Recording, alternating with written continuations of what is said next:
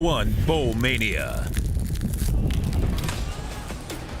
Yeah, it's the same site as last year for Texas in bowl season, San Antonio, but a totally different situation because it could be a farewell to their four-year starters. Sam Ehlinger, who started 42 games as a Texas Longhorn quarterback, leads them out. He's not made a decision yet on whether or not he's coming back, so this could be his final collegiate game as we welcome you to the Valero Alamo Bowl as part of Capital One Bowl Mania.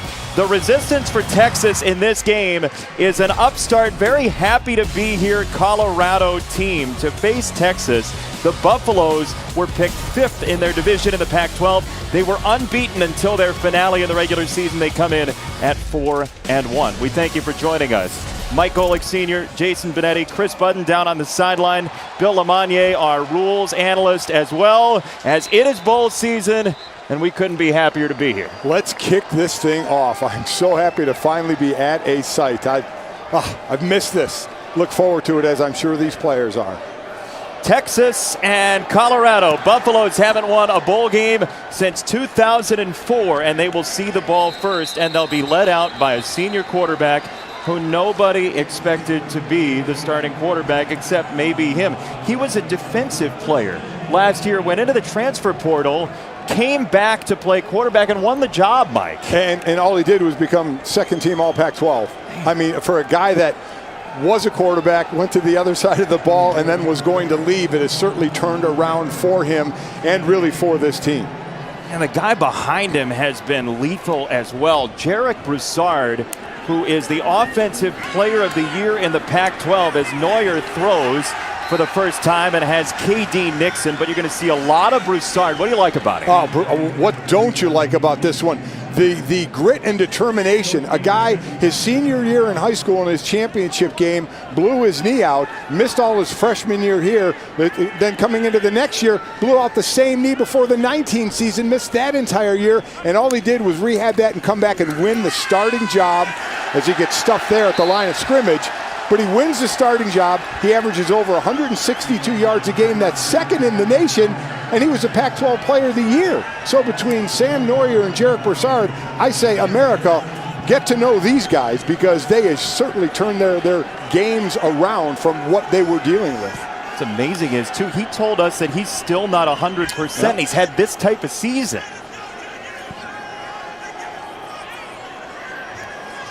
Third down and 8 against a very depleted Texas defense tonight, and Sam Neuer to throw. And he missed his target. It is incomplete and no marker down. He was looking for Dimitri Stanley, the sophomore.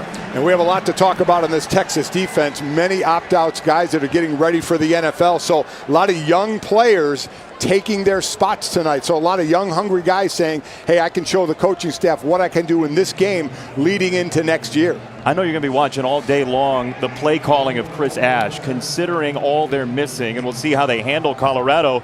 But a 3-and-out to open, which is a good sign. Jamison handles it and drives himself backward and gets tackled after a loss of about 5. So great coverage by Colorado. And here comes Sam Ehlinger. We spent some time with him yesterday. He is confident. He's the leader type. He's not brash, but he's highly competitive. How he has grown in his 4 years as starting, to the point where Coach Herman said that he and Sam are peers of one another. It's almost not like coach and player, but they're peers because Sam has learned and developed so much as a quarterback over these 4 years. We'll tell you about their relationship and why San Antonio is so important to Sam Ehlinger, where he plays for the second straight year in bowl season. They go pre-snap motion, and they will have it on the ground for Bijan Robinson, the tank of a freshman down the sideline. And Robinson's got a first down into Colorado territory. So I talked a lot about Broussard on the Colorado side, and then there is this guy, Bijan Robinson, a true freshman, 222 pounds, who just told us he loves to drop his shoulder. And there, nice play action, easy pass. Wide open man, Joshua Moore. Down the edge, and Moore has got a first and goal for Texas. That was simple, Mike. Joshua Moore, who has a touchdown reception every 3.57 receptions. That's a pretty good odds to go to that guy around the end zone.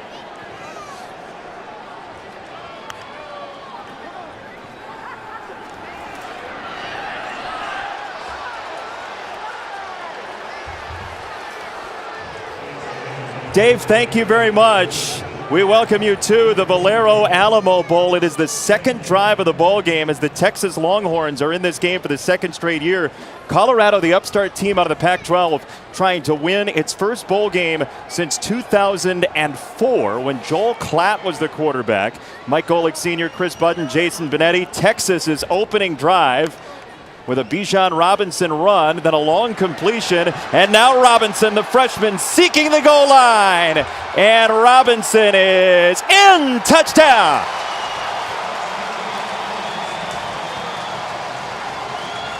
Excellent job. We'll see if he got in. Excellent job on the edge. Does he get in? Hand down. Oh, it looks like he got in. Only his hand was on the ground. That's going to be a touchdown. Excellent blocking on the edge by Cade Brewer. We've got a rules analyst, Bill Lamagnier, with us. Bill, what are you seeing? Well, you hit it right on the head. He stretches out. He doesn't have anything touch the ground until that ball breaks the plane of the goal line. 6 points for Texas. Hand doesn't matter. That can go down. Yes, hand and foot. Otherwise, we're good. So Bijan Robinson, the explosive freshman on a Tucson, scores a touchdown for Texas. This young man is an absolute star waiting to happen. He has a wide smile. He loves the game of football, but you said it, he's happy to dip his shoulder into people and smile while he's doing it. Really incredible. You know, and the first drive by Texas was just fantastic, and it starts out with a 27-yard run by Bijan Robinson off the left edge, a guy that loves it up, take it up the middle. They actually kept contained well there, but didn't have enough flow coming back. So he goes for 27 yards, and then you get the quick pass outside to Joshua Moore. He's given a lot of cushion out there to get him into the red zone and into scoring position. So you have the incomplete pass, and then this time you do get the edge stakes to Cade Brewer, the tight end, number 80, blocking on the outside. You can't give a guy 220 the corner. You can't give that guy the corner and let him turn with a head of steam up the field at that weight and that speed. Sam Ehlinger, starting quarterback for Texas in his 43rd start for the Texas Longhorns. He's on a headset. He talks to Tom Herman after every possession. They have a very tight relationship, and he's got him in the end zone on their opening drive in just a couple of plays. And it'll be the Buffaloes from the 25-yard line. If you joined us before the Cheez-It Bowl on ESPN News, you heard a little of Sam Neuer. He's from just west of Portland. He's got mean mug there, by the way. Sam Neuer, a little mean. Yeah. Little kid. You okay? Yeah, we take it. 20 games at quarterback, defensive back. Transfer portal last December. Now he's second team all Pac-12. What a story. It's a great story, but now into this game, this is what happened. Colorado just got punched in the mouth. That's what happened. They got the ball. They go 3 and out. Texas gets it, runs it on them, throws it on them, and they score in a handful of plays.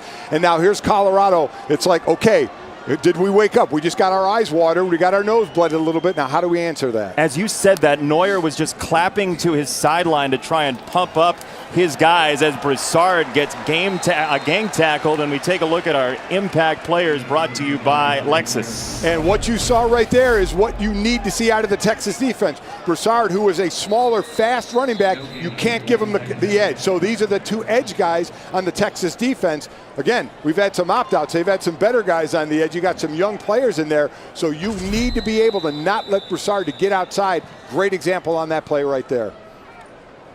Got an injured Texas Longhorn, and they cannot afford that on the defensive side of the football. Texas up 7-0 early after an opening drive touchdown.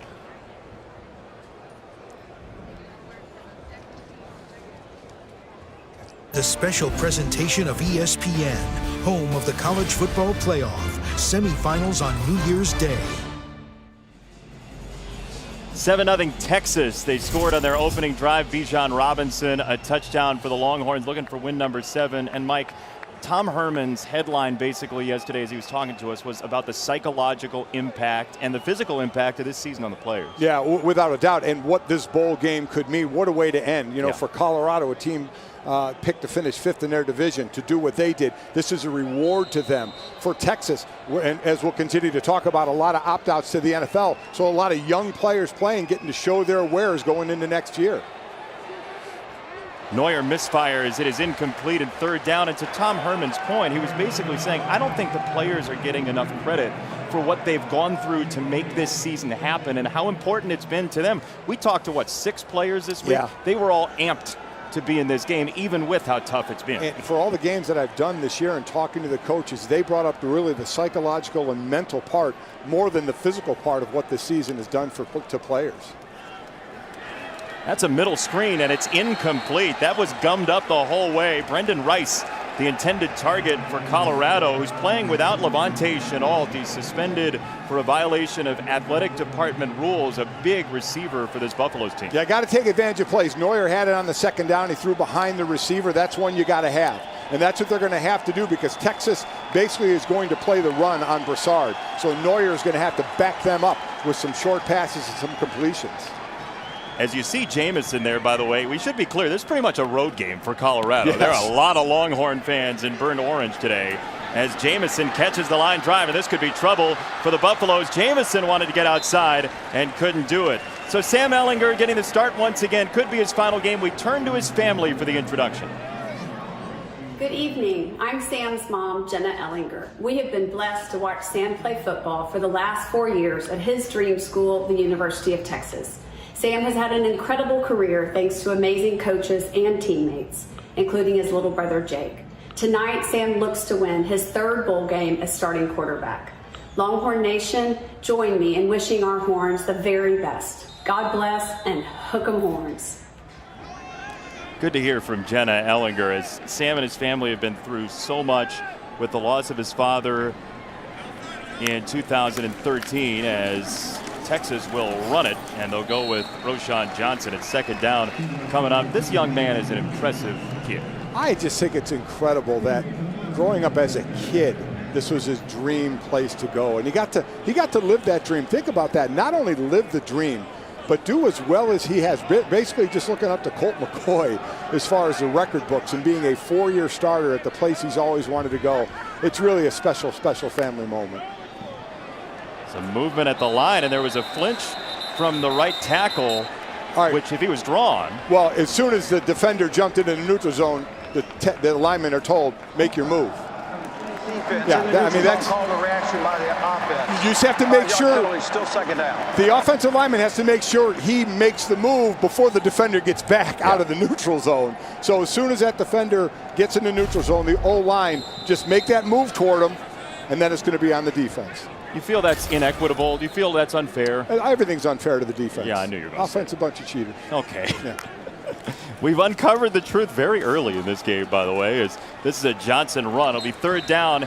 And Chris Button, more on Sam Ehlinger. Chris? Yeah, the Alamo Bowl been a special place to Sam Ehlinger. Growing up a lifelong UT fan, he came here in 2012 with his family to cheer them on.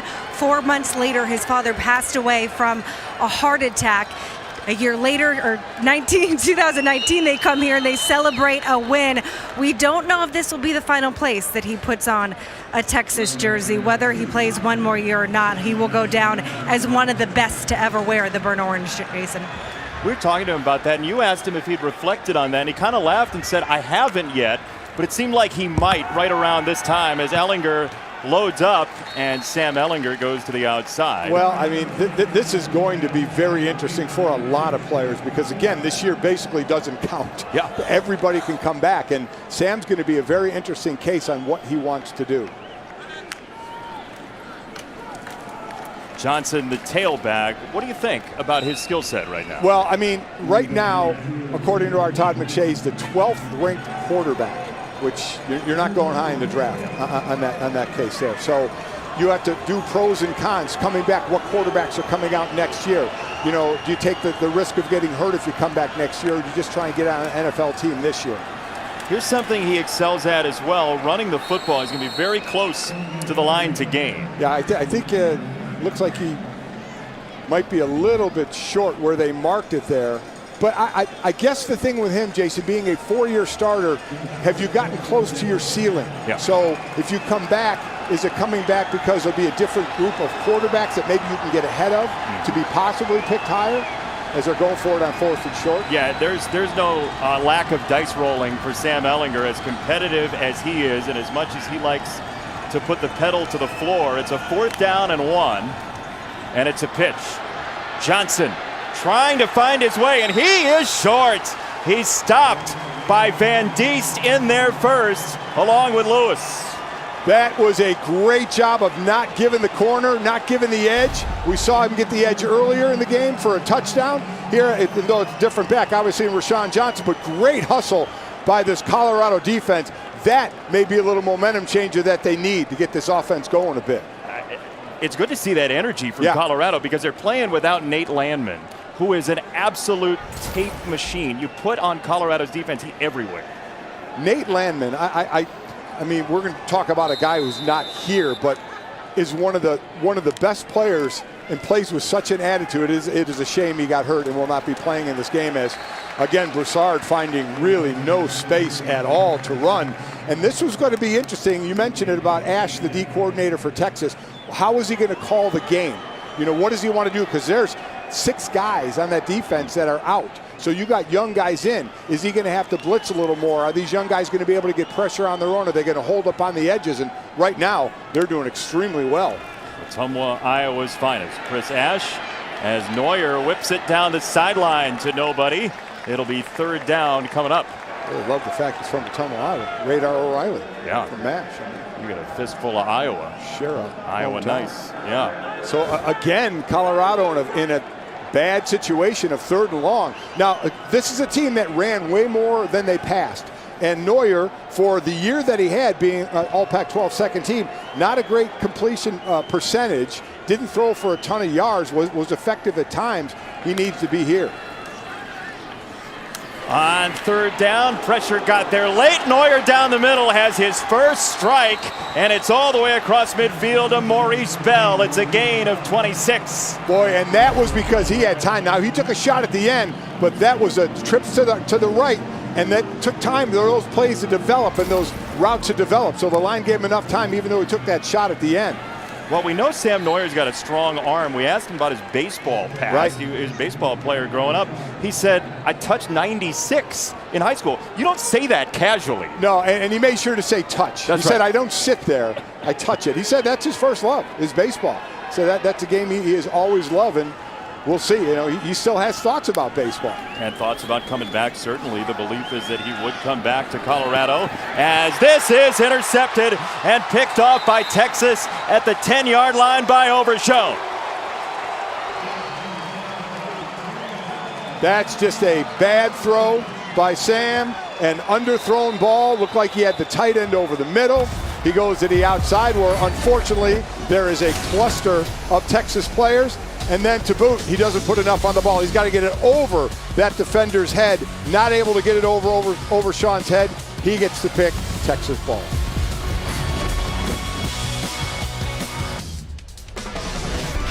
The Valero Alamo Bowl is fueled by Valero and in part by Visit San Antonio. Plan your trip at visitsanantonio.com. That is the largest cowboy boot structure, according to the Guinness Book of World Records. I don't know what the race was like for the largest cowboy boot structure, but it's here in San Antonio at the North Star Mall. Wow, look at that. So I thought they were real boots, number one. Number two, I took a picture with Bevo earlier, and my daughter-in-law said, did you pet him? I said, no, I didn't pet him. Pet him? Does that? I don't think that would go well. There was no chance. I was reaching my hand in there. I took a nice picture at distance. Considering your experience with Ralphie in the past. Wow, yeah, we're going to get to that. Yeah. You're not really a mascot petting type, I feel like. So Texas off the interception by Overshown will start from its own 11. Bijan Robinson to the 15-yard line. Okay.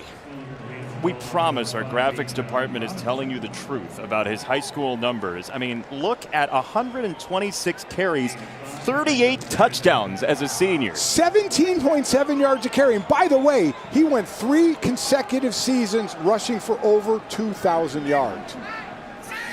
They don't just give that to you. That just doesn't happen. His love for the game comes through a Zoom window. You don't have to meet him in person to feel that, as Ellinger on the run has a first down. I love Bijan Robinson. We asked him what his favorite play of his football career was, and he said he was 5 years old. He took the ball and he ran backward. Yeah. And we were like, what? He took the ball, he ran to the wrong end zone. Ran the wrong way. He just has such a joy for running. Yeah. He wanted to go somewhere. He said, I was just having so much fun. Everybody was yelling at me. It turns out they were yelling at me to turn around. He goes, I went the whole way. Scored a touchdown on the wrong end zone. But he said, yeah, I just absolutely loved it. That was very cool to hear. The sheer joy for the game that he has, as Robinson has a short carry. You asked him, you smile so much. You seem so happy. How do you drop a shoulder on the guy or run so tough? And he said the word that my father always said to me and my brothers, and I've heard other places as well, is you flip that switch. I've tried to teach it to my boys as well. You flip the switch. You get on the field, you get into that mode. You get off the field, you don't have to be in that football mode off the field. And he flips the switch very well. Well, Mike Jr.'s switch is he starts posting condiments on Twitter. Very true. I think is what happens. That's pictures of Duke's Mayo. Here's a run for Robinson. Look out. Bijan Robinson breaks free again. Inside the 30-yard line. Left side of the offensive line. You can't ask for much better than this. Just let's keep a look at this side of the line and the hole they're going to open. That was absolutely fantastic. I mean, that's when you just turn right around and you say, hey, thanks, guys. Man, Texas looks like they really want to be here. For any questions about that, as Ellinger's got a bullseye once again. This is Woodard on a first down catch. Well, this is just pitch and catch when they want to throw it, because the running is going so well, whether it's a running back, whether it's Ellinger keeping the ball, and then as soon as you look like you're going to run, linebackers are coming up and you have a nice hole right over the top.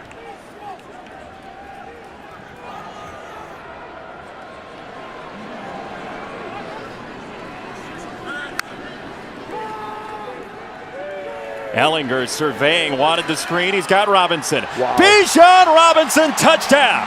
His second already.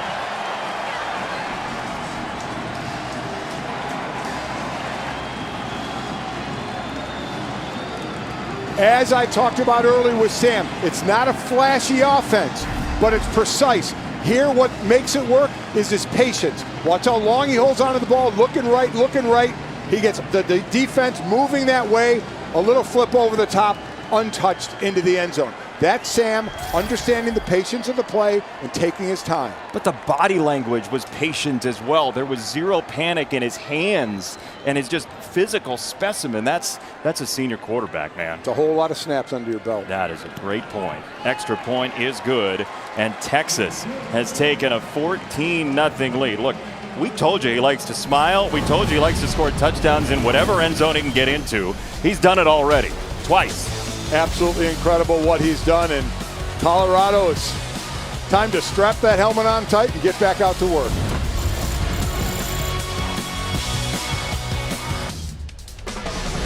Well, first year for Carl Durrell, the Pac-12 Coach of the Year, and you talk about a whirlwind. Everybody's 2020's been upended, but his was wild. And the Colorado Buffaloes, you get Mel Tucker leaving to go to Michigan State in February, second week of February. He said he wanted to be there for a long time. He goes to Michigan State. Carl Durrell gets hired 11 days later. He takes 10 days to build his staff, and then 3 weeks as he's on site, Colorado suspends all sports activities. Their first football practice October the 9th, and then they get into the season. They go 4-0, almost had an undefeated regular season out of nothing.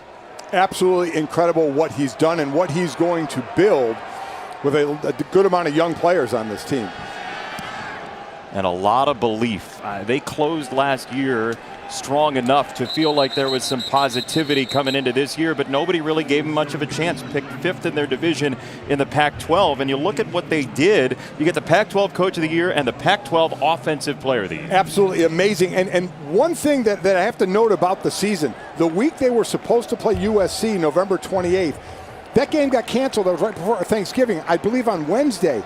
they got notice and they were playing San Diego State. Had 2 days, 2 days to prepare for a brand new opponent. Went out and won that game 20-10. So really a great testament to the coach and what he's relayed to the players.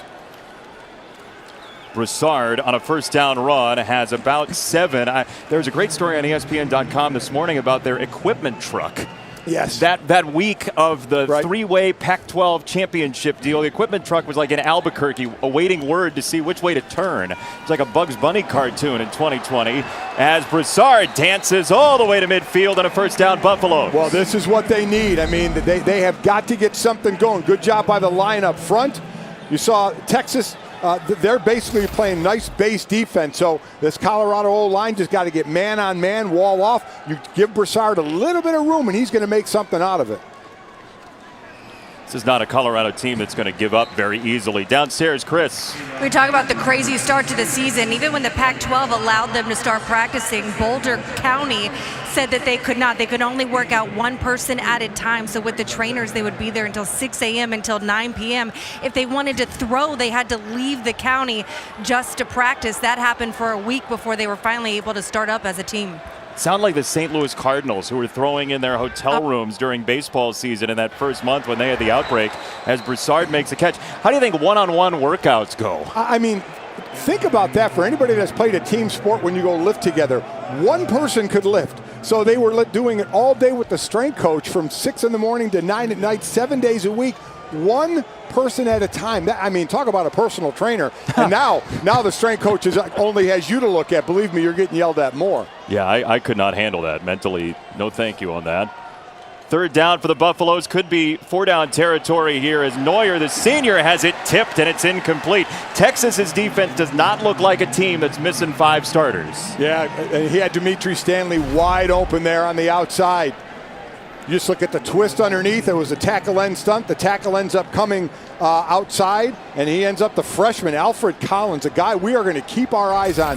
The way the coaches talk about this young man at 6'6", 305 pounds, wait till you hear what his defensive coordinator said about it. I'm setting that up as a tease, the old radio guy in me. Well, I was going to say, you did it for years. You will not believe what his D coordinator has said about him. Coming up next. Brought to you by... Here's the punt inside the 10-yard line. And this will bounce in a springy way to the 15-yard line. And that's where Texas will set up shop. Hey, speaking of promos and teases, tomorrow it is the Duke's Mayo Bowl, Wisconsin and Wake Forest. John Wolford was Wake Forest quarterback just a couple of years ago. You never know who's going to start for the Rams. That's very true. By the way, so right. You might see a future NFL quarterback in this game. Wake Forest, Wisconsin, one of the great social media bowl games, by the way. The Duke's Mayo Bowl always does a great job. Should be a fun one, noon Eastern time. Should be, though I just kept thinking about the mayo I put on my turkey sandwich. I'm sorry, I lost you on that. I don't think you're sorry at all, honestly, when you're thinking about food. First down for Texas from the 15. This is Ellinger to throw. Everything just looks simple for him right now mechanically, and it's incomplete over the outstretched arms of Moore. And Christian Gonzalez, a true freshman on the Colorado side, a kid starting from day one. Good coverage right there. Doesn't look back right away, so there was a chance for Moore to get that catch, but you got to give Gonzalez a lot of credit. Right on him, had that left hand up in the grill of Moore to kind of block his view. Incomplete, 2nd and 10. Good job by the true freshman. A Texas native, Gonzalez. It'll be 2nd down for Ellinger. They've used that jet sweep action, and that is absolutely upended. Down goes Whittington.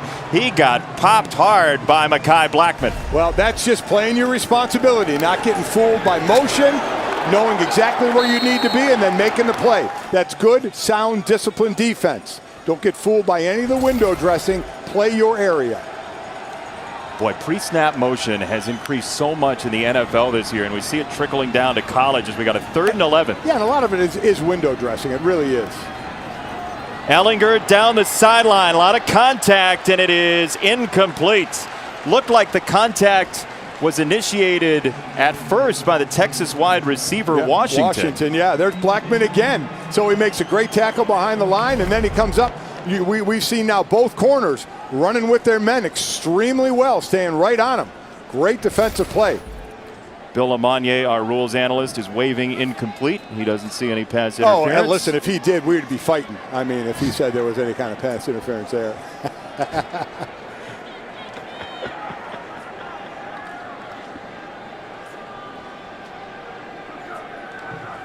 Punt time for Texas and Cameron Dicker. Stanley back to receive. That is a whale of a punt to the sideline at the 32.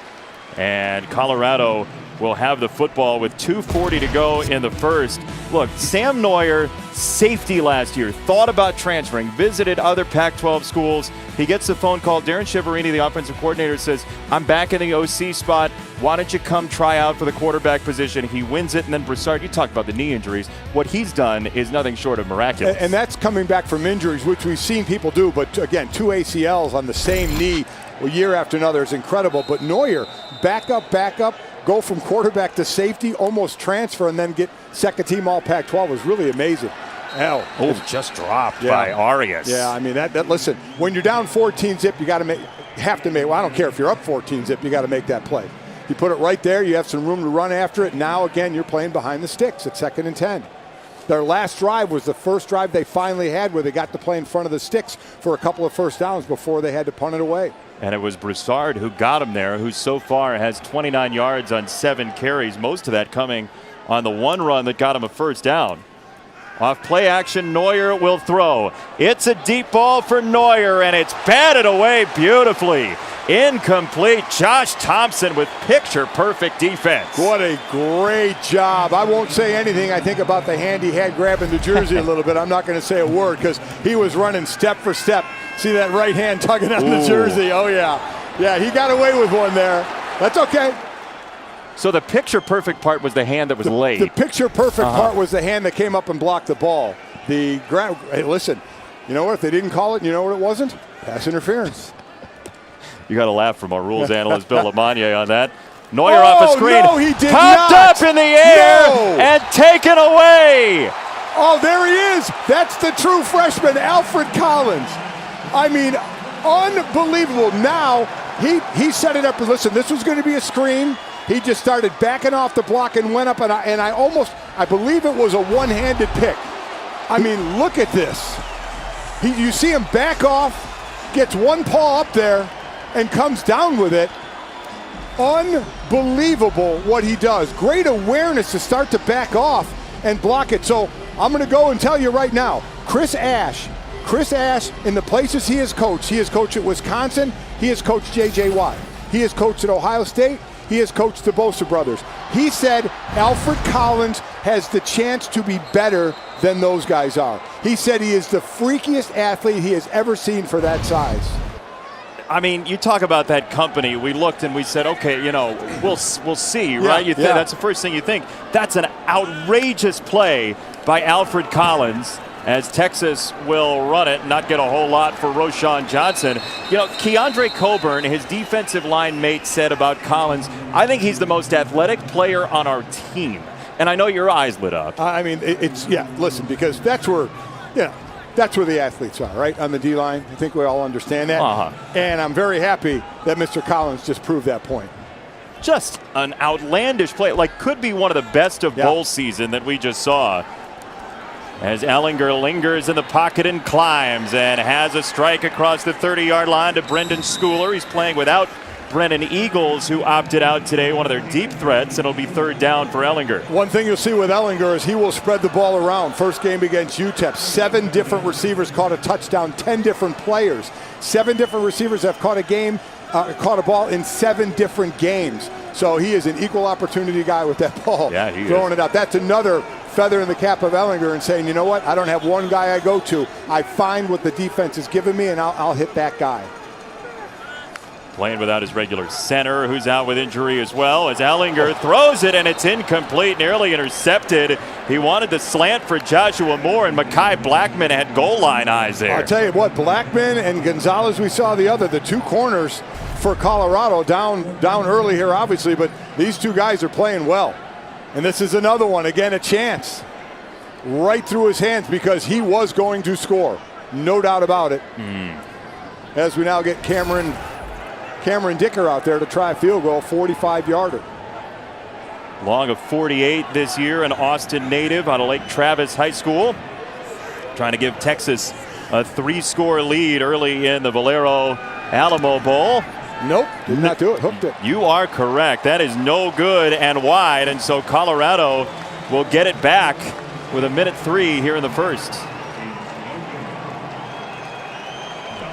So again, you have a situation. Defense came up, gave him a chance. Now can the offense do something with it?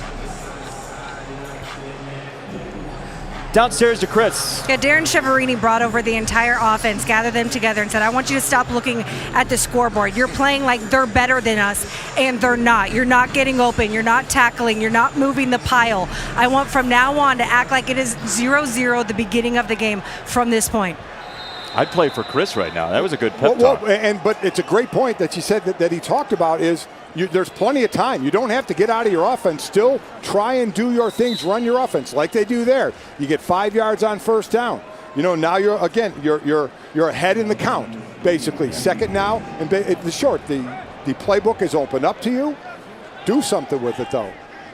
That was K.D. Nixon, the wide receiver, who sometimes will end up in the backfield. And now Broussard with a juke one way. And it's going to be 3rd down and a couple. What's your play call here? What do you like? Well, I mean, listen, if it's going to be a pass, it's going to be a short one. At this point, you run, you need, 2.5 yards? Get 3. Just enough to move the chains. You don't need a big play here. Just keep control of the ball. That's what you want to do right now.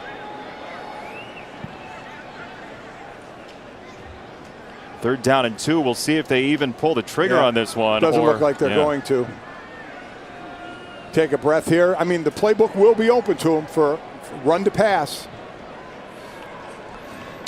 14-0 Texas after 1. Sam Ehlinger in a city that is so special to him and his family, and the Horns up 14-0 in what could be his final collegiate start.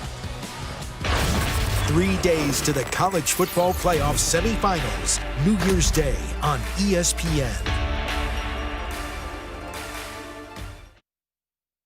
College football in so many ways is a large family, and the family of college football lost a member of it recently. Utah announced that running back Ty Jordan passed away last week. He was 19, Pac-12 Offensive Freshman of the Year. Both teams earlier at the Valero Alamo Bowl engaged in a moment of silence on behalf of Ty Jordan, and we're thinking about his family and everybody at Utah, and just such an awful loss in college football and beyond. And a great touching tribute here in San Antonio at the Valero Alamo Bowl, where Utah played last year, as Colorado trails coming into this second quarter 14-0, and a big drive right now for the Buffaloes. Yeah, and just to finish up quickly, a nice moment of silence by both teams showing their respect, which was a really great thing to do. And of course, our thoughts and prayers out to the family as well. And as you mentioned, that was a big first down now for Colorado. Sam Neuer dances to the 44. It'll be 2nd down for the Buffaloes. What have you seen on tape from Sam Neuer? What does he do best? Well, what he does, control an offense. Like, I hate to use the word manage. You know, you say that and all of a sudden you're saying, oh, he's not very good. But he does do that well. Here, not so much. Pulled the ball. Should have given it on that one and pulled. That was the wrong read there. Tried to get outside and couldn't do it. But he does. He manages well. Like I said, doesn't have a great completion percentage and hasn't thrown for a lot of yards, but they run the ball a lot more than they throw. So they're just looking for him to make the correct decisions. And that's the one thing that Coach Chiaverini has said. He said he's become better at, remember, this is he's been around a while, but it's his first year starting. So there's a learning curve to go through. Last time they were here in San Antonio, he was signaling plays from the sidelines. Now he is the starting quarterback, and he's inaccurate there. It'll be 4th down. That was a little low into the outside of Jerry Rice's son, Brendan. 4th down. So we've had some plays where he has been off with the ball, or the ball has been batted down, or the ball has been dropped. So right now, the passing game part of it just not in sync. And if they can't get even a short part of the passing game in sync, it's going to be very difficult to get the running game going. Important to note, the guy you saw behind him there on the sideline, Brendan Lewis.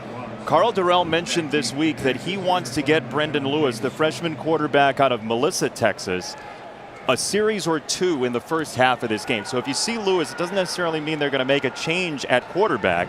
It might just be planned already as this goes into the end zone. There are no quarterback questions at Texas. There are not at all, and Sam brings it back on the field. Colorado defense has stepped up the last couple of drives. Let's see what Sam could do when we come back.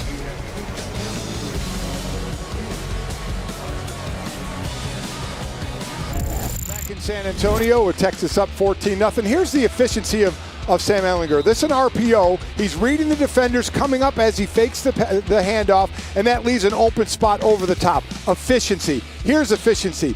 The edge man is going to the pitch man. So Sam is going to say, well, I'm going to force you to make a decision. I'm going to cut up. As soon as he sees the defender stop his feet and lean to him, he pitches the ball out for an easy touchdown. Again, it's not flashy, but Jason, it is so efficient at what he does, and he does it so nonchalantly as well. And he's grown so much. You asked him what he got better at, and he basically said, what have I not gotten better at in my 4 years at Texas? He was sort of blindly making great plays, and now he understands the process and the skeleton of this offense as he keeps it there. Robinson was going to get tied up, but Sam Ehlinger started this season as one of a big group of captains. Yes. He was a guy with a lot of guys, including his center, Kerstetter, and so many, Osai, and so many key players. And now he's really the only guy left. Yeah, you know, it's a shame when they lost this one right here with the broken ankle. And these are all the captains, and he is the only one active tonight. I mean, that's what's happened to this team with the opt-out to guys that want to get ready for the NFL. Very fitting they were playing Lean on Me by Bill Withers over the loudspeaker during the break. Quick hitter for Ehlinger, and Jordan Whittington won't get a whole lot. Chris, downstairs. Well, when a lot of the Texas players started to opt out, Ehlinger went to his team and he said, listen, I challenge you. What do you love about football? Do you love the result, or do you love playing the game? Because if you love playing the game, even when the goal is out of reach, you still keep going. Ehlinger, a cannon shot down the right sideline, and it's incomplete. Oh, my goodness gracious. A jumping effort on the sideline to bat it away by Gonzalez. I mean, again, the true freshman. We've talked about Gonzalez and Blackman, the two corners. They are absolutely step for step with these outside receivers for Texas. Looks back at the proper time and, gets that left hand on it. Let me tell you, the Colorado defense has been giving their offense some chances, and a lot of it is thanks to their two corners in Blackman and in Gonzalez. It's tough to play DB nowadays. Yes, it is. These guys have done it very well so far tonight. Stanley back to receive from Cameron Dicker. Play clock hit 0. I didn't think we'd get a delay of game all night considering the pace and tempo we're getting.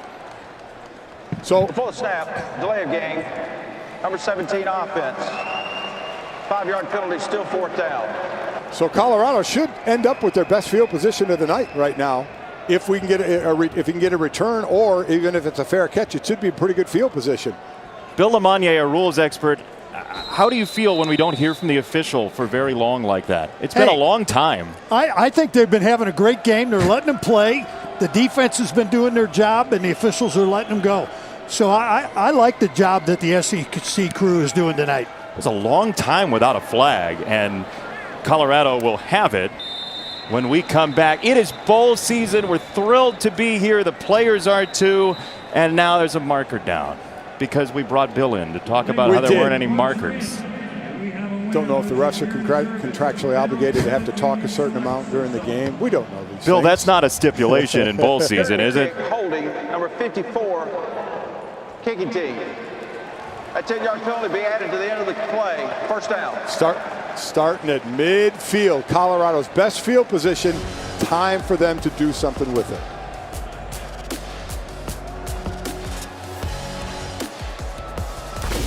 Colorado scoreless so far, and this was earlier while Texas was driving. This is Brendan Lewis warming up, the freshman quarterback, to get his first action. He's from north of Dallas. He was talking to Sam Neuer during the break about what he's going to see when we likely watch him come onto the field. And as we said, this doesn't mean Neuer's day is done. Exactly. It means that this was the plan to get him what he's earned, at least a run, one series or two. And then you see what happens. And listen, if a spark all of a sudden comes to this offense, if he, by either throwing or running, and with him leading it, then we'll see, I wouldn't be shocked to see him more in this game. We have seen in this ball game some great quarterbacking histories, including somebody who wore similar colors, Drew Brees, about 20 years ago in the Valero Alamo Bowl. It'll be a handoff on first down, and Broussard is just spiked down immediately. How about this Texas defense? David Benda that time to set up second down. And again, a lot of young players, new players, because of all the opt-outs on defense that the defensive coordinator was talking about. How is he going to be able to play that? Chris Ash, am I going to have to add more pressure? Am I going to have to blitz more? Are these guys going to be able to handle it one-on-one? In his first opportunity as a Colorado Buffalo, Lewis stepping up to run. Lewis inside the 45. It'll be third down and manageable. So that was a little bit of nerves there, Jason, I'm going to tell you, because he had Matt Lynch wide open, the tight end in the middle of the field. Just throw it to him. You got him right there, right in the middle of the field. He's there. He doesn't throw it to him. He says, okay, I'm going to take off and run. Gain good yards, don't get me wrong. So he's just going to need to settle in a little bit.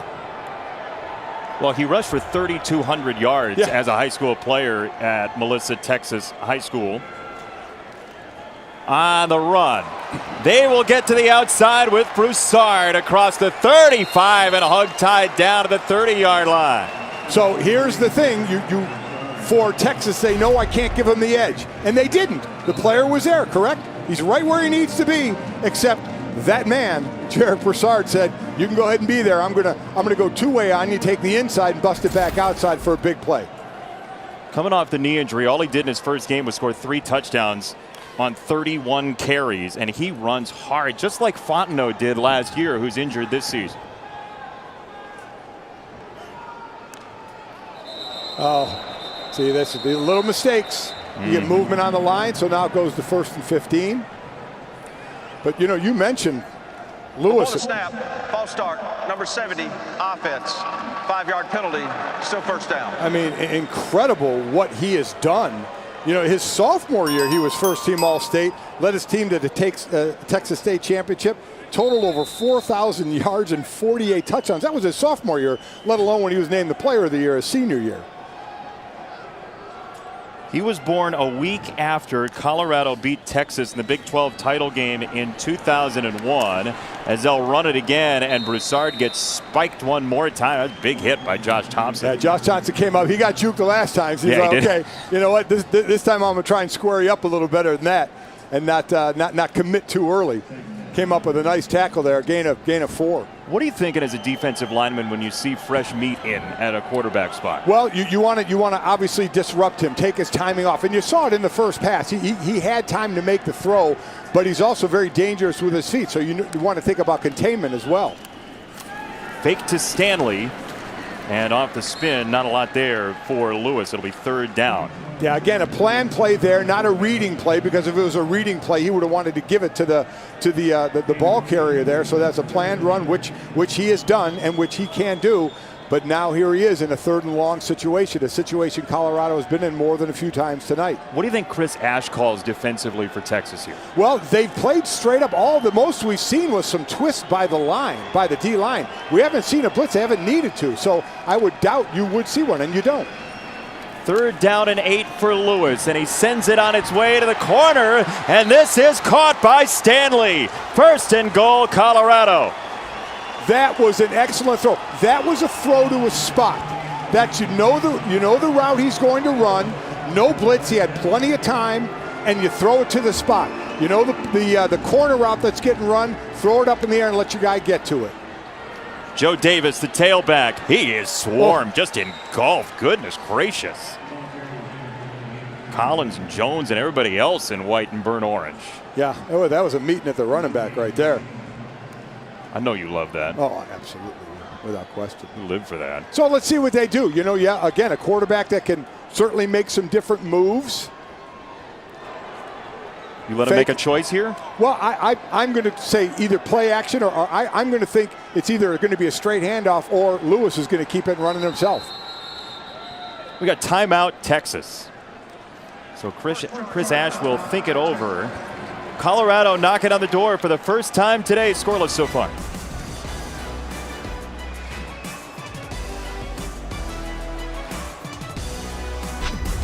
The Valero Alamo Bowl is fueled by Valero. In regular days, there's nothing better than a walk down the Riverwalk. It is a lovely, vibrant town, San Antonio, the Alamo in the background, and Colorado trying to go in here in a big spot. 6 runs, 1 pass on the drive so far. Why does this drive matter so much? Well, listen, I mean, and the drive matters, not points, too. They need 7 here. To be this close, you got to be able to knock it in. I would expect a handoff to Broussard, trying to get him either outside or the quarterback keeping it. I don't know if they're going to want him to pass the ball here, so I think it'll still be safe on 2nd down here, as Broussard now is out in the slot. He's out to the left, so let's see if he motions in. Broussard is out here. Let's see if he motions in or they keep it empty. Are they trying to spread him out? No, he's going to come back in and try and get him out. There's the quarterback. It is Lewis. Oh, he's stonewalled by the middle of that Texas defense. They are playing absolutely lit up. Benda was in there and the whole cavalry. Nice job again, playing disciplined football. Let your outside man take that. You take care of everything else. You know, don't try and get in someone else's area. That was a nice job there. And listen, they must have been thinking the same thing I was, either wide to Broussard or the quarterback up the middle, because they were certainly ready for it. All right, now 3rd down and goal for Colorado. It's Broussard with a sidestep, and he swarmed again. So 4th down, you're going for it, you're taking the points. I almost think they want to take the point to say we got something out of it. They had a good drive. They got down there. I think you want to come away with something. It looks like they're going to stay out and go for it. So what do I know? You got to get in the end zone at some point, though. And it is, I mean, you're playing with house money. It's bowl season. It is. I get that. I agree. I guess my point is you haven't had a drive down there all night long. You're getting there. Maybe try and get something out of it, because this would be a huge, huge shift to Texas momentum if they stop them here. And what a swell of sound from all the Longhorn fans in this building at the Alamo Dome. Broussard to the outside, spinning. Broussard at the goal line, he got in. Oh, wow. You talk about wanting it. Let me tell you, that was Broussard. That was all 5'9", 185 pounds, because Texas read this well.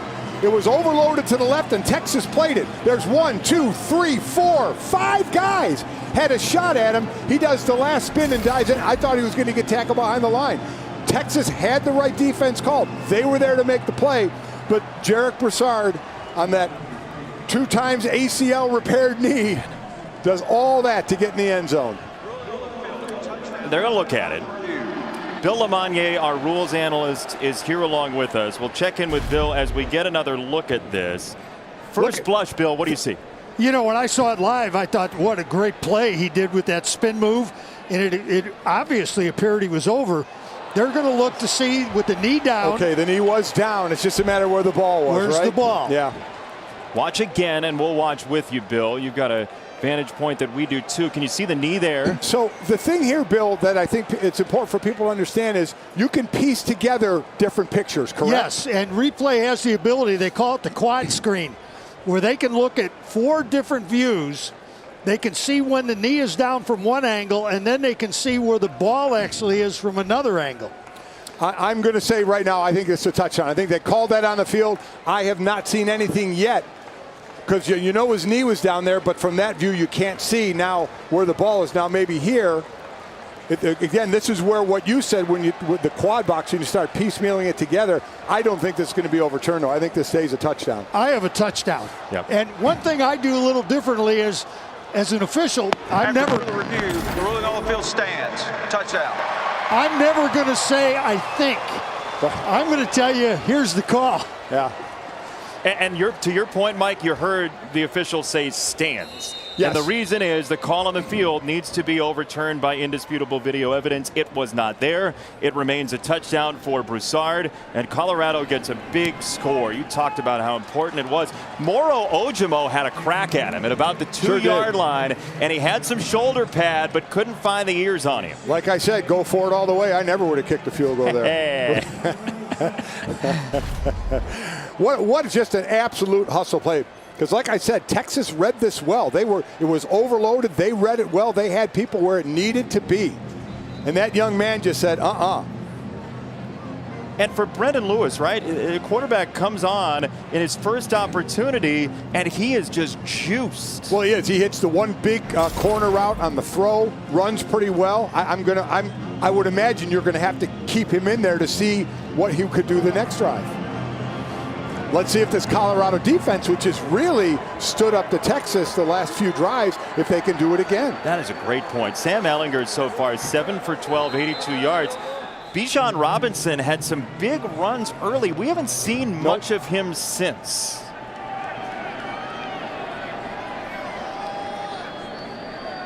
Deshaun Jameson back to receive. And this to the edge will find its way to the corner for a touchback, but barely. And so the 25-yard line is where Texas will have it. Hey, look, it's the college football playoff semifinals, New Year's Day on ESPN and the ESPN app. And my partner certainly doesn't have a skin in the game and doesn't have a vested interest in any way. Do you? Listen. Do you? Go Irish. Come on. Yeah. Well, so, okay, convince me. You got 30 seconds to convince me Notre Dame will beat Alabama. I don't think I have the time. They're out at the line now. We have to run a play. I didn't think you were cop-out theater, but you're going to go there. We'll get to that. Okay. That's interesting. Interesting. I thought you might have a little more I don't want to take conviction. away from these young men on the field. Okay, yeah, okay. How upstanding. Your moral compass survived the travel. It's fantastic. First down for the 25 for the Texas Longhorns, and they will run it. And it'll be Roschon Johnson who is driven back. The one thing we can see very clearly from our vantage point here is everybody on the field really wants to be in this game and cares a heck of a lot about the result of this game. And you love to see that because the bowl games have really taken a wrap over the last couple of years. This is good to see. Ehlinger off the screen gets to the outside, and the catch by Woodard. His second, it's third down. 3rd and 4. Again, big either way. This would be Colorado could get another stop out of this. They tried to substitute on defense, but up-tempo Texas right to the line, so they couldn't do it. No opportunity given. Ehlinger steps back into a throw. Ehlinger and a diving try over on the edge, and it's incomplete. Cavante Dixon, the true freshman, he says, I had a catch, but of course you do. That's what you do. It looked like this did bounce. You see him have it there? Well, I don't know. Wow, okay. Now, again, this was called incomplete on the field. We've gotten 2 looks at it, so we'll bring in Bill Lamagnier, our rules analyst. Wow, boy. I see that ball moving when he hits the ground and the ball's touching the ground. He does not have firm control of the ball. This is an incomplete pass. Very decisive. And you know what? I'm going to give you another cookie for that one, Bill. But the play is also under review at this point. That's true. It is true. Spoke too soon. And I can't control what replay does. That's. But again, the call it goes to the call on the field was incomplete. Ruling on the field of incomplete pass is under further review. So we're going to need, again, the irrefutable.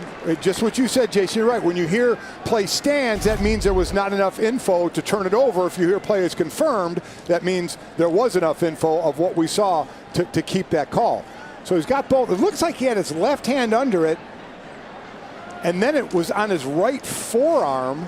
Boy, oh boy. Okay, his left hand is under it there. Now, did it hit the ground there, or was it on his right forearm? Because I agree, Bill, he lost control of it, but when he lost control of it, was the ball on his right forearm at that point? The ball, I see the ball touch the ground. I think that view right there, guys, that view you had there, if we could freeze that, and when we go back to that one, there's a point to freeze it where I agree. I see the ball hitting the ground. After review, the ruling on the field stands. 4th down. Whew, glad we got that one right. I'd have liked to seen a confirm on that one. Yeah, I agree. Look, you're going to see the ball, I think, right? A little more right there. Right there, I think it hits the ground. I absolutely agree with you, Bill. I think that hit the ground. Bill Lamagnier, ladies and gentlemen. Detective Mike Golick Sr. finding the small piece of evidence. I always like trying to give an answer to something. If I get wrong, I don't get graded down. So what do I care? Life's graded on a curve, but there are no grades in this telecast. Dicker the punt. Stanley got eaten up by that in the lights. I mean, domes are interesting, certainly, and Stanley found that out. 7-point game in the Valero Alamo Bowl. That was close.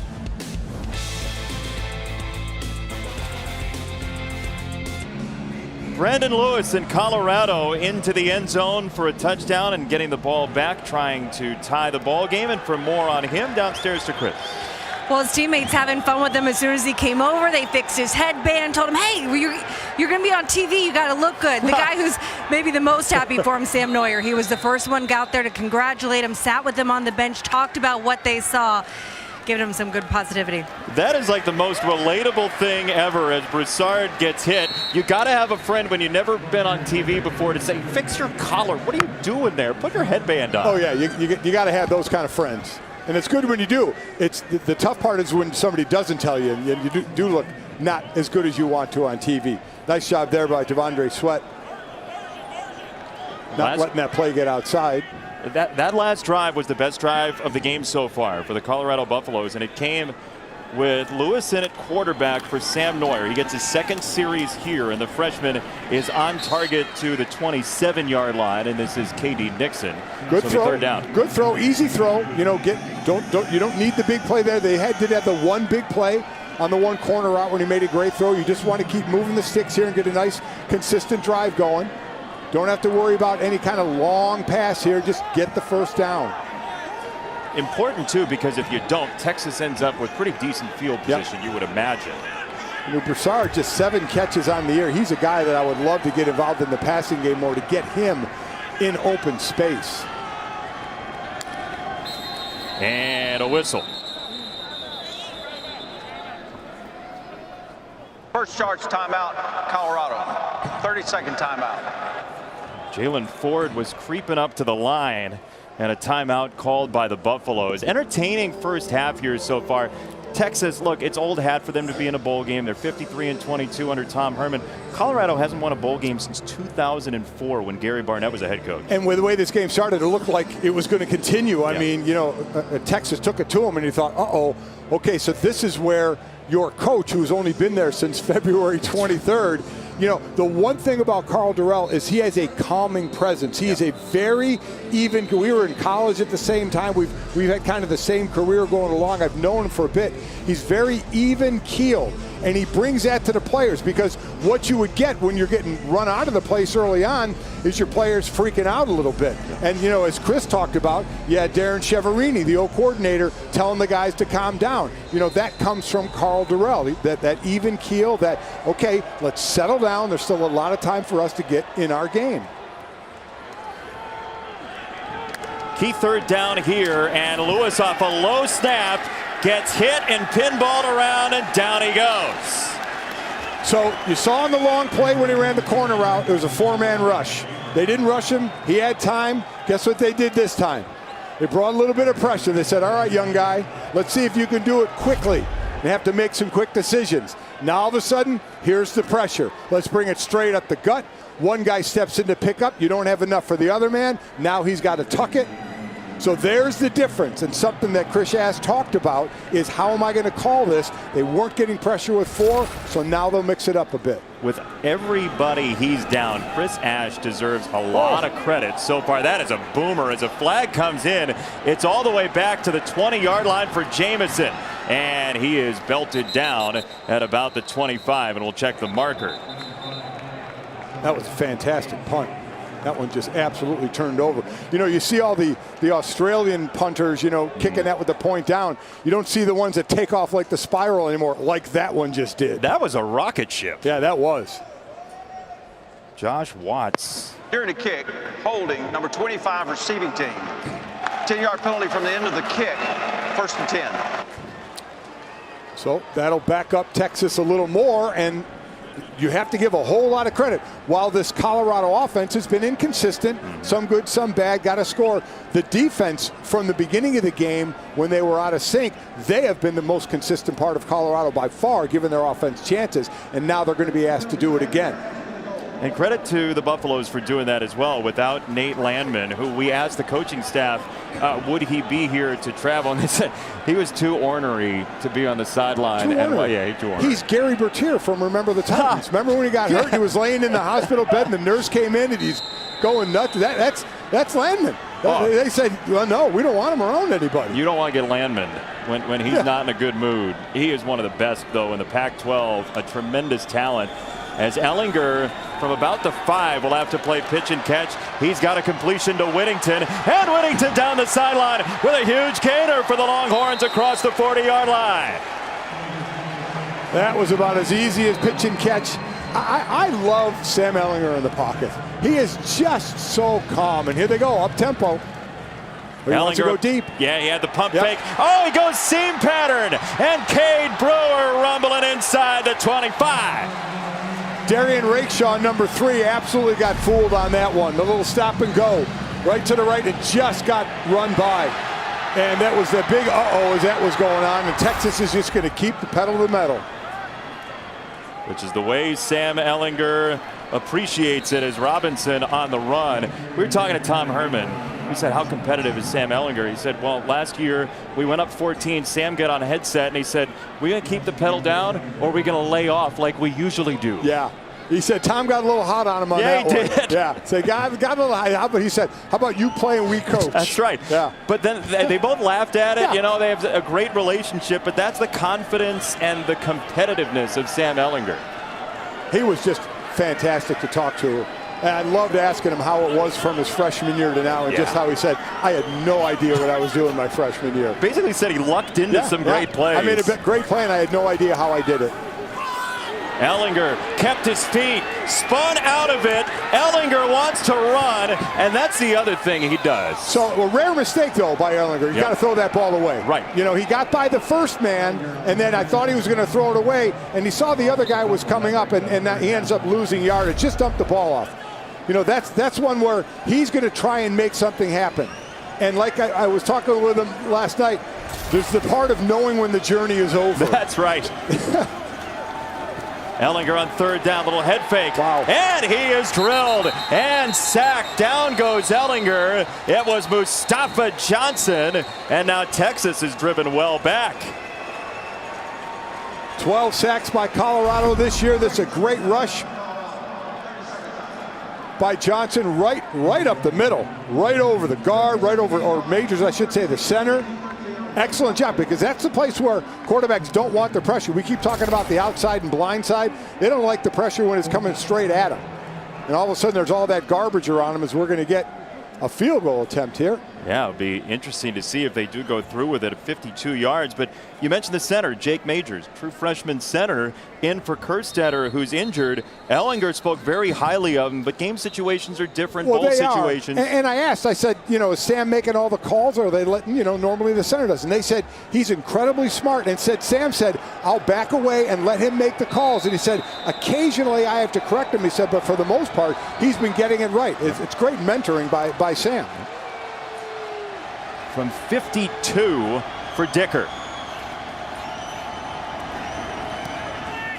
And this one is a beauty. Wow. Yeah. Well, he missed earlier, and Dicker drills that one to make it 17-7. Boy, that was a nice long kick there. Excellent snap, hold, and kick right down the middle into the net too. He definitely had some room.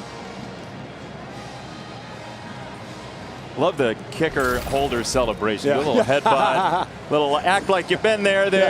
Very nice. Hey, bowl season continues on. We got a great one here. And the first of the New Year's 6 games is a top 10 matchup. 8 Eastern, 5 Pacific tomorrow night. Heisman finalist Kyle Trask and Florida against Oklahoma. Texas fans, your thoughts? And then on New Year's Day, noon Eastern, ESPN and the ESPN app, a Cincinnati team that had as good of a season as anybody. And how about them? And unfortunately, we know what the college playoff committee thought of them. Oh. They wouldn't play, and they keep dropping them. I mean, when they weren't playing. I mean, they didn't get a whole lot of respect there. That's one of the best defenses you're going to see. Yep. Luke Fickell is a tremendous coach. Feel like you put them up against anybody, they got a shot, but they were not going to get a crack at the college football playoff. Sadly, as we check in the studio for your son's favorite play-by-play announcer, Matt Perry. Wow.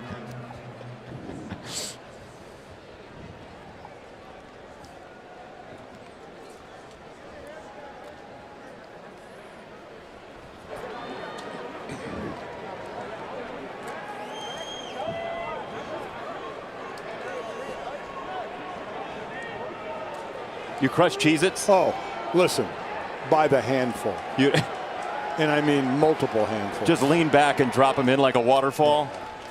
Wow. Sam Neuer back out to play quarterback. 2 series for Lewis. Neuer snaps it off to the far sideline, and he's right there for Arias for a first down with under 2 to go. Excellent throw, and a lot of that based on the fact it was a longer route. He had time. We saw earlier when Texas brought the pressure, they forced Lewis into a little quicker decision. No pressure this time. Neuer has time to stand in the pocket, zone defense, find the hole, drop it in. Clock stops with the out of bounds. First down from the 42. Play action for Neuer. Senior on the catapult, just missed him. Overthrown for Arias. You're right, he had him by a couple of steps. Well, I mean, that's one. As soon as you throw it, you wonder if he wanted to pull the string on that, knowing he overthrew it. Straight go route there. He's got him 2 steps. That's going to be a touchdown if that ball drops in there. The one thing I noticed about Neuer when he threw the deep ball in warm-up, it doesn't go very high. It throws. He's got a good arm, but it goes a little more flat. Throw that ball higher and give your receiver a chance to run underneath it. Which goes exactly to what he just did with that mime. He was saying, yep, get more under it, Sam. He was talking to himself as he'll throw on second down, and now he'll keep it. Neuer across midfield, and Neuer scrambles out of bounds. Well done to find his way to the sideline. That's a great job. Great job getting to the sidelines. Understands the coverage. Sees some man, some zone too, really. Saw room. And nobody near him enough knew he could get the first down, but even extra there to get out of bounds. 3 carries, 21 yards. Neuer has not been terribly accurate tonight. The senior from about 10 miles west of Portland in Beaverton, Oregon. Play action for Neuer. Got him. He does on the edge. Stanley turns upfield, and Dimitri Stanley a first down, Colorado. That's KD Nixon running the go route, trying to take the defense with him, and then Stanley cutting right underneath it. Look, 3 goes straight, take the defender with him. He cuts right underneath, ball right on time. Great tandem route there on what you were trying to accomplish. Dimitri Stanley out of Aurora, Colorado. His father, Walter, a former Buffalo player in the 1980s, as we get a timeout with 1:33 to go with an injured player for the Texas Longhorns. Once again, it's Tavondre Sweat, the defensive lineman. And, man, they cannot afford anybody going down on the defensive line. No, I mean, listen. Yeah, we have seen too many players on that defense already not even here tonight, so thin as it is. Hey, this season, for every field goal and extra point made by participating universities, Allstate will make a contribution to the university's general scholarship fund. Thank you, Allstate. I would say they're in insurance, but Chris Budden down on the sideline says insurance. She does. Insurance. You know, tomato. Yeah. Insurance. I say Popeye. You do? And I get mocked for that all the the Sailor Man? Yeah. You're talking about? Popeye the Sailor How Man. often do you talk about Popeye is the question that I have for you. Popeye's big in our household. He is. Big spinach guy, Mike Golick Sr. Wow. Well, didn't know you had that in the arsenal. Occasionally. Let's see what Colorado has in their arsenal. If they can get in, you know, make this a 1-score game either way with 7 or 3. Last time you mentioned 3, they got 7. Broussard on the run, and Collins is there to swarm him. Second down coming up. So again, and I'm glad they tried it, because they threw their way down here and they have the time to try and run the ball and maybe see if they could break one here. Obviously, you'd love 7, but this is one of those, if you're in a situation, you're going to take points. Because you're either way, if you get points on this, you're going to get it to a 1-score game. Texas gets the ball out of halftime. They deferred in the first half. Neuer, high ball, it is not caught. Wow, they had a chance. Lynch, the tight end. Oh, Matt Lynch, just great route straight. You see him, it breaks right inside the defender. The ball just a little high. Neuer's been a little inconsistent, right? Yep. He's been off early on. He's on a couple of these throws. That one you got to hit. That one you got to make. And I'm sure even if you're Lynch, you're like, okay, I got to be able to make the catch as well. But that certainly could have been thrown better. 3rd down and 8. What's your call? Well, again, You don't have to go to the end zone. You can get a first down. Let's see if Texas brings some pressure. I'd say they're going to go to the outside. They twist. Neuer scrambling. Oh, boy. Neuer's hit and dropped. Down he goes. Texas got there with 5 guys eventually, and it'll be 4th down for Colorado. Eventually it was Broughton who hit him. So again, we've been talking about 4 guys rushing. This time it's 5, as you mentioned. No room. And again, he wanted to break back to the outside. Someone got fronted him. Didn't have any time to even get rid of the ball to try and throw it to keep the line of scrimmage up further. So they ended up losing yards, and now they're going to have a longer field goal. And now a sneaky opportunity here for Texas. Even if a field goal goes through, you got to believe Sam Ehlinger, considering what we know about his love with the gas pedal, he's going to want to throw it down the field in 45 seconds. And the thing about it is, you trust him. You trust him to make the right decisions out there. So this would be a 40-yarder. Evan Price, sophomore out of the state of Colorado. He's 5 for 6 in the regular season. Hit a 45-yarder against UCLA. That is his long of the year. Price serves it up. And good. He even rhymed. 17-10. Texas the lead. 43 seconds for the Longhorns.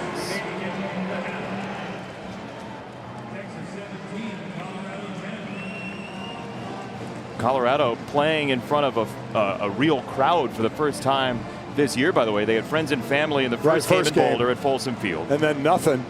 And this game is, we're just happy when there's able to be a crowd in, any kind of crowd, especially family, to be able to see their kids play. Couldn't even get Mork and Mindy into the stadium for the last couple home games. Lovely Boulder. That's where you went, huh? You got to do Popeye. I can get you a Nanu Nanu. You're right. Let's take a look at the Bowl Challenge Cup standings. That's a segue. Brought to you by Progressive. Mountain West 3-0 so far. If I asked you what the best conference in college football was, would you immediately grab for the SEC, or would you say that somewhere else? No, I would still go with the SEC. You would? Yeah. Even with the Mountain West at 3-0? Well, yeah. You went there. I went, unfortunately, negative. I looked at what was the Conference USA, 0-6. It's tough. That's a tough call there. 43 seconds. Texas has 1 timeout. They will get the ball out of halftime. And this return for Jamison. So they eat up 6-7 seconds for a gain of a couple of yards. And here's Sam Ehlinger's day so far as a marker has come in late. Well, I mean, guy was 10 of 16 on the day. Early on, this offense was running extremely efficient. As of late, Colorado's defense has been playing pretty well. We saw what Bijan Robinson did early. Sam being as efficient as he ever is, that's what he does so well. So in a situation... 10-yard penalty from the end of the run. First down. All right, so the ball's going to get backed up. What happens a lot here, Jason, is with little time left, you have a timeout, you run a play and you see how it goes. Because remember, they're getting the ball in the second half. So it's not, they don't have to rush down and try and do this. So you'll see what the first play brings you. If it gets you a decent amount of yards, then maybe you'll think about going into a hurry-up offense. If you get stuffed, then you probably think about running the clock out. Saw their expertise in the 1-minute offense so far. So we'll see how they test the waters on this first play as they'll go motion on first down for Ehlinger, and it will be a run for Roschon Johnson, and that might be the end of the line for the first half. Yeah, I think they're gonna call it a half, and I think obviously a lot due into that when they get the ball in the second half. So they'll be happy with their 17-10 lead going into halftime. They being everybody, or they being everybody but the quarterback? I'm sure. Listen, we know Sam would love to be out there running plays without question. But this is the smart thing to do right now. And so we hit halftime in the Valero Alamo Bowl, with Texas holding a 17-10 lead, and Ehlinger runs off for what could be his final halftime as a Texas Longhorn. Into the studio for the very humble Matt Perry. Matt, take it away. This is Capital One Bowl Mania.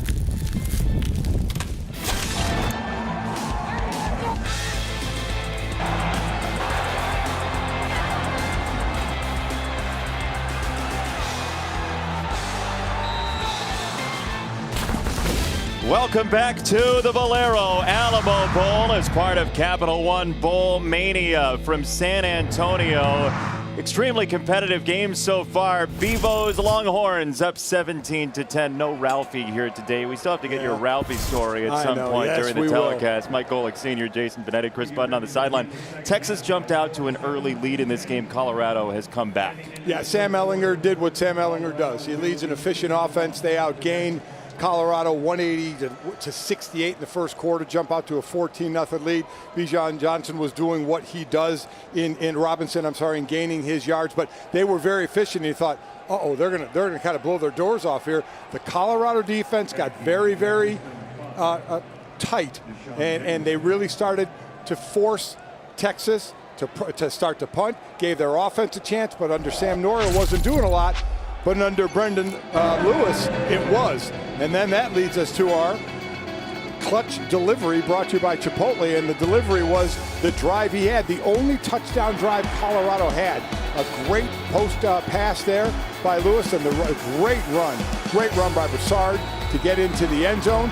So again, that's their only touchdown that they got. They got a field goal after that to make it a one-score game. You wonder how much we'll see Lewis in the second half as well. We'll find out in a moment.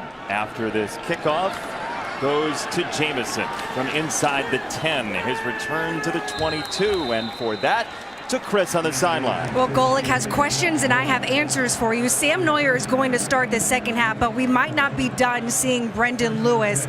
Coach Durrell told me he liked the spark that he gave them in the first half, but what that did was it allowed Neuer to sit back, take a sigh of relief, watch, and then he liked when he went back in and win that 2-minute drive.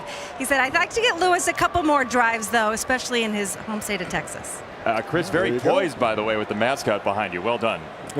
Tremendous. Twice tried to photobomb you. She's you a weren't pro. having, no, she wasn't having any of it. From the 21, Sam Ehlinger. A new quarterback comes in, I should say. Casey Thompson is in to play quarterback for the Texas Longhorns. And there goes Bijan Robinson. It is Robinson inside the 30-yard line. And Robinson out of bounds inside the 15. So Ehlinger out, Thompson in. Robinson does the damage. You look at Mekhi Blackman and Darian Rakestraw, number 25 and 3. They just basically stopped. They kind of thought the play was going to be over. They thought Robinson was getting tackled. And he wasn't. And has another huge run. They're starting out this quarter like they started out the game. So Ehlinger out. Thompson will throw, and Thompson's got a touchdown. His 8th throw of the year, his 3rd touchdown of the year, and it goes to Moore. Nothing fancy, just an easy play action pass to try and pull up the linebackers to give you some space over the top. And he absolutely just fires a rope.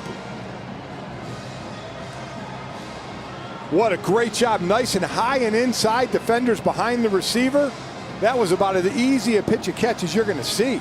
Wow, their first drive when they got the ball, I believe it was 4 or 5 plays for a touchdown. This one just 2. Well, as a Texas fan, you just plan for Sam Ehlinger to be the quarterback. That's what you've seen for 42 starts worth, now 43 tonight. And Thompson comes out of the locker room. False start, number 99, offense, 5-yard penalty. It's still a try. Well, I mean, you said it. He's thrown 7 passes this year and run the ball 4 times. So there wasn't a whole lot of expectation to be seeing him out there. And there he was. A red shirt couple of years ago. He got 3 runs in the Alamo Bowl last year. Casey Thompson did for a gain of 7 total yards. And the extra point for Dicker will get moved back. And it is good. 24-10 Texas. For an update on Sam Ehlinger, here's Chris. Well, official word from Texas is that Sam Ehlinger is out the rest of the game with a shoulder injury, Jason. How about that? Chris, thank you very much. That is awful news for Sam Ehlinger, Texas Longhorns. Again, this very well could be his final game as a collegiate football player. It's up to him. There's his mom and his family, and we heard from Mom earlier, Jenna, and look, he's got a decision to make. He does. And he'll talk to people, you know, obviously. And he is a player. What draft eligible players can do is they can give their name to the league and they can get back a grade on where they think they're going to be told that they may be drafted. And as I mentioned from our Todd McShay, he's the 12th ranked quarterback that's not going to make you a high pick at all if drafted at all. So there are decisions to be made. You know, he's had an unbelievably successful career here at Texas, but going to the next level, we're going to have to wait and see. Is it going to go this year or next year? Colorado will have it from the 20-yard line with the return from Maurice Bell. And Sam Neuer for Colorado will come back out.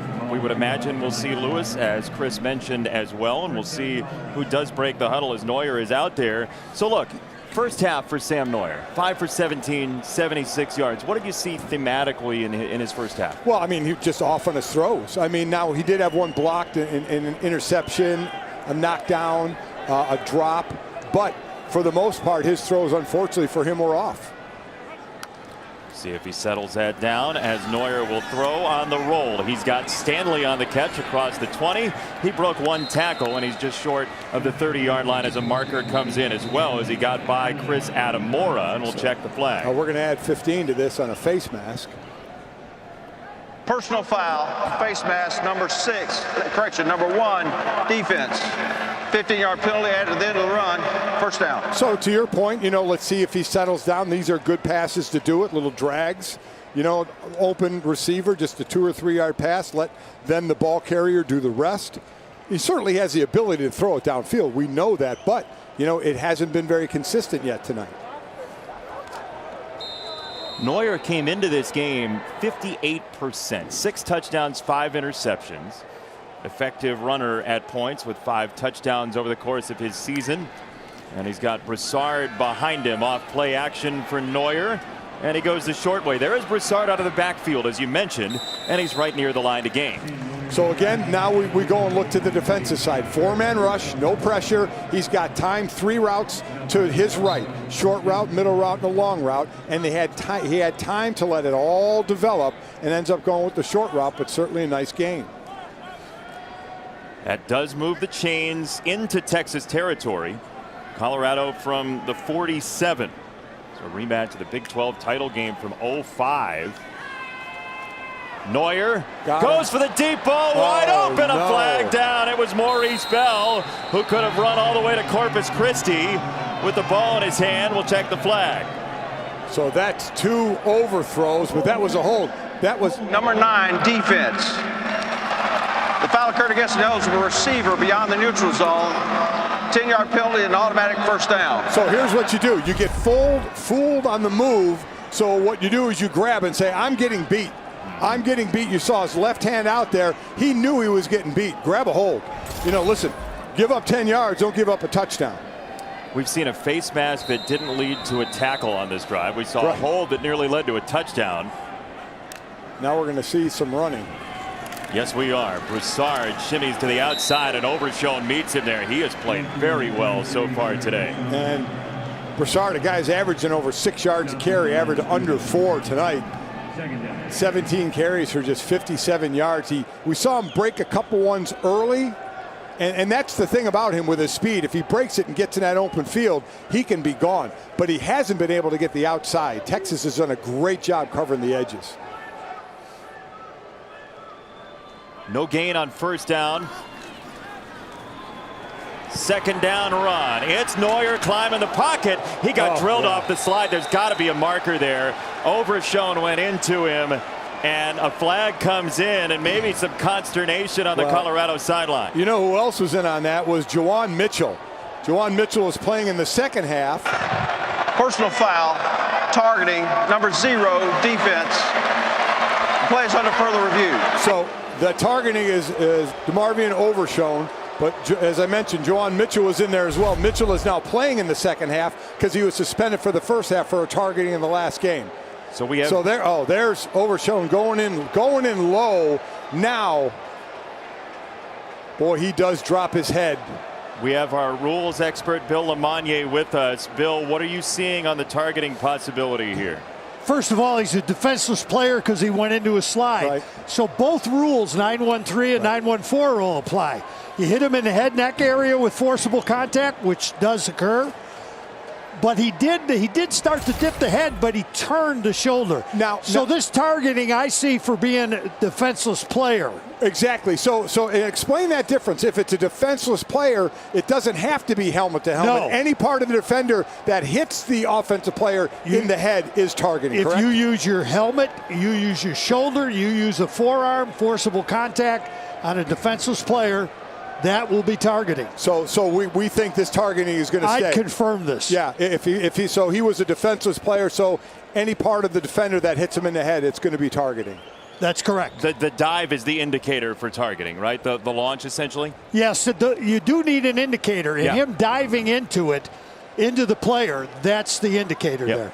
I mean, just lower. Now, went in, he tried to go in. He saw the head go down, but he did kind of turn and catch him more with the shoulder. But again, on a defensive player, that doesn't matter. If you catch that offensive player in the head, it's going to get called because he's in a defenseless position. I mean, 3 monster penalties on Texas, right? The face mask, 15 yards, a 10-yard hold, and now this will be 15-yard, and I believe Overshown's night is going to be over. If 5 tackles and an interception is what you're losing for Overshown, if he does have to leave the ball game. But, Bill, this is why that rule was put into place, right? I mean, this is the type of play that you have the slide for and targeting. You know, I was surprised the announcement didn't include for the late hit part of it for the slide. Because he was sliding, right. Because if the targeting penalty goes away and they haven't called a late hit, then everything then goes there's away. no penalty whatsoever. Right. But if you call the late hit and the targeting goes away, the late hit stays.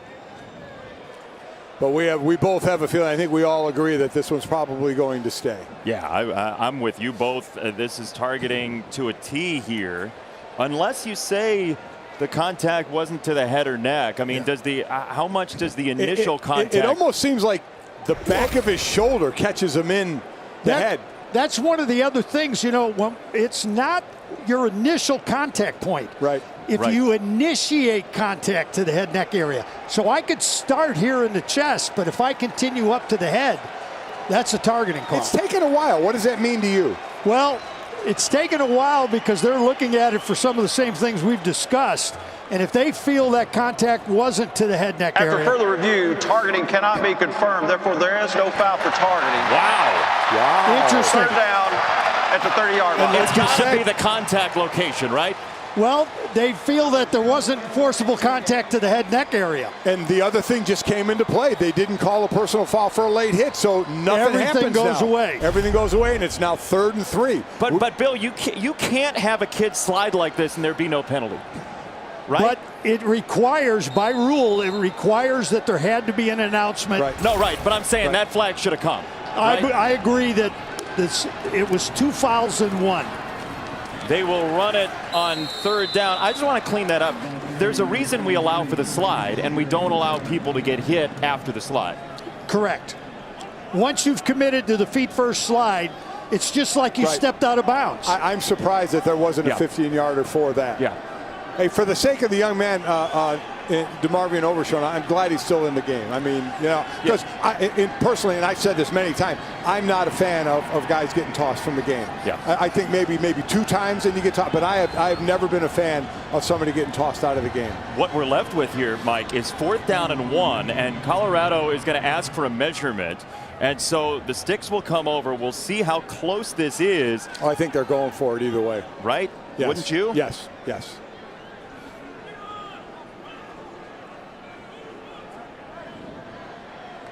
Oh, that's very close. And we've seen on these plays, we've seen them give the ball to Broussard up the middle. You know, the 185-pounder going right between the tackles. So, and I tell you, that might be the way to go because we have seen outside of that really good touchdown run Broussard had, even though when he had that run, Texas defensed it really well. They have defensed the outside very well.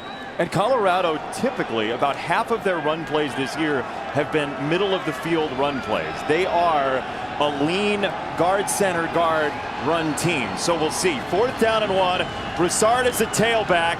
Texas's fans get loud in San Antonio. This is either going to be a quarterback sneak if he's going under center or a handoff.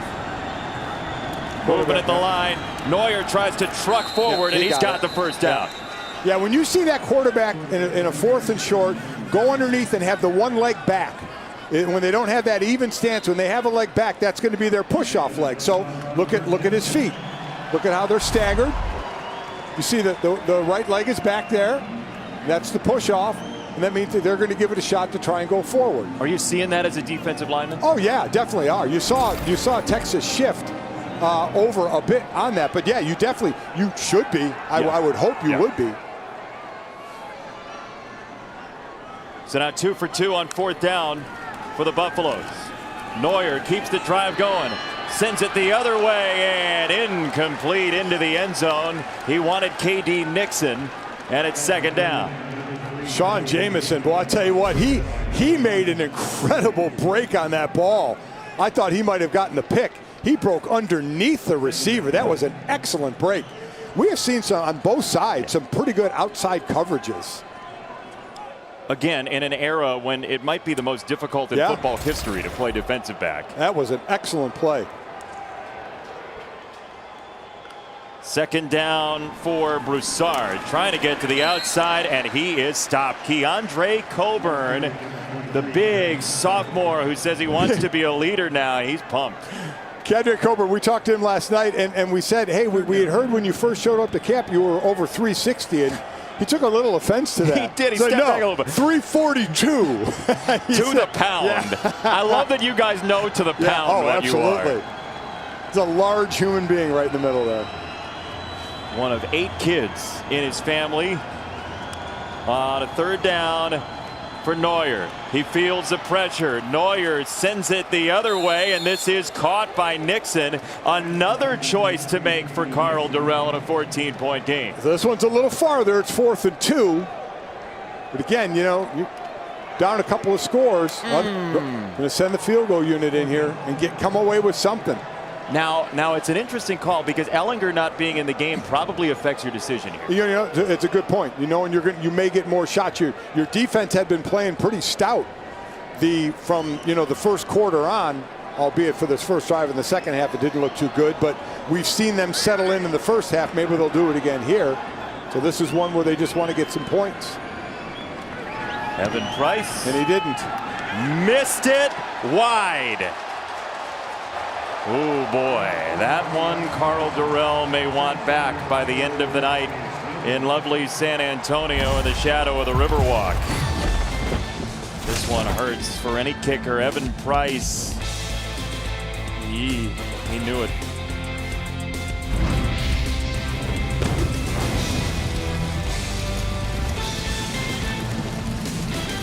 So 24-10, Texas leading, but Sam Ehlinger is out of the ball game with a shoulder injury, and Mom Jenna is getting up to go, maybe check on Sam or to walk to the concourse here. But at this point, Texas has the lead. We're going to see the backup quarterback Thompson here in the final 25 minutes of this ball game, and Casey Thompson brought him to a touchdown on his opening drive. But again, Casey Thompson, a sophomore out of Newcastle High School in Oklahoma City, in for Ehlinger, who, as Chris Budden reported, is out with a shoulder injury and done for the day for Texas.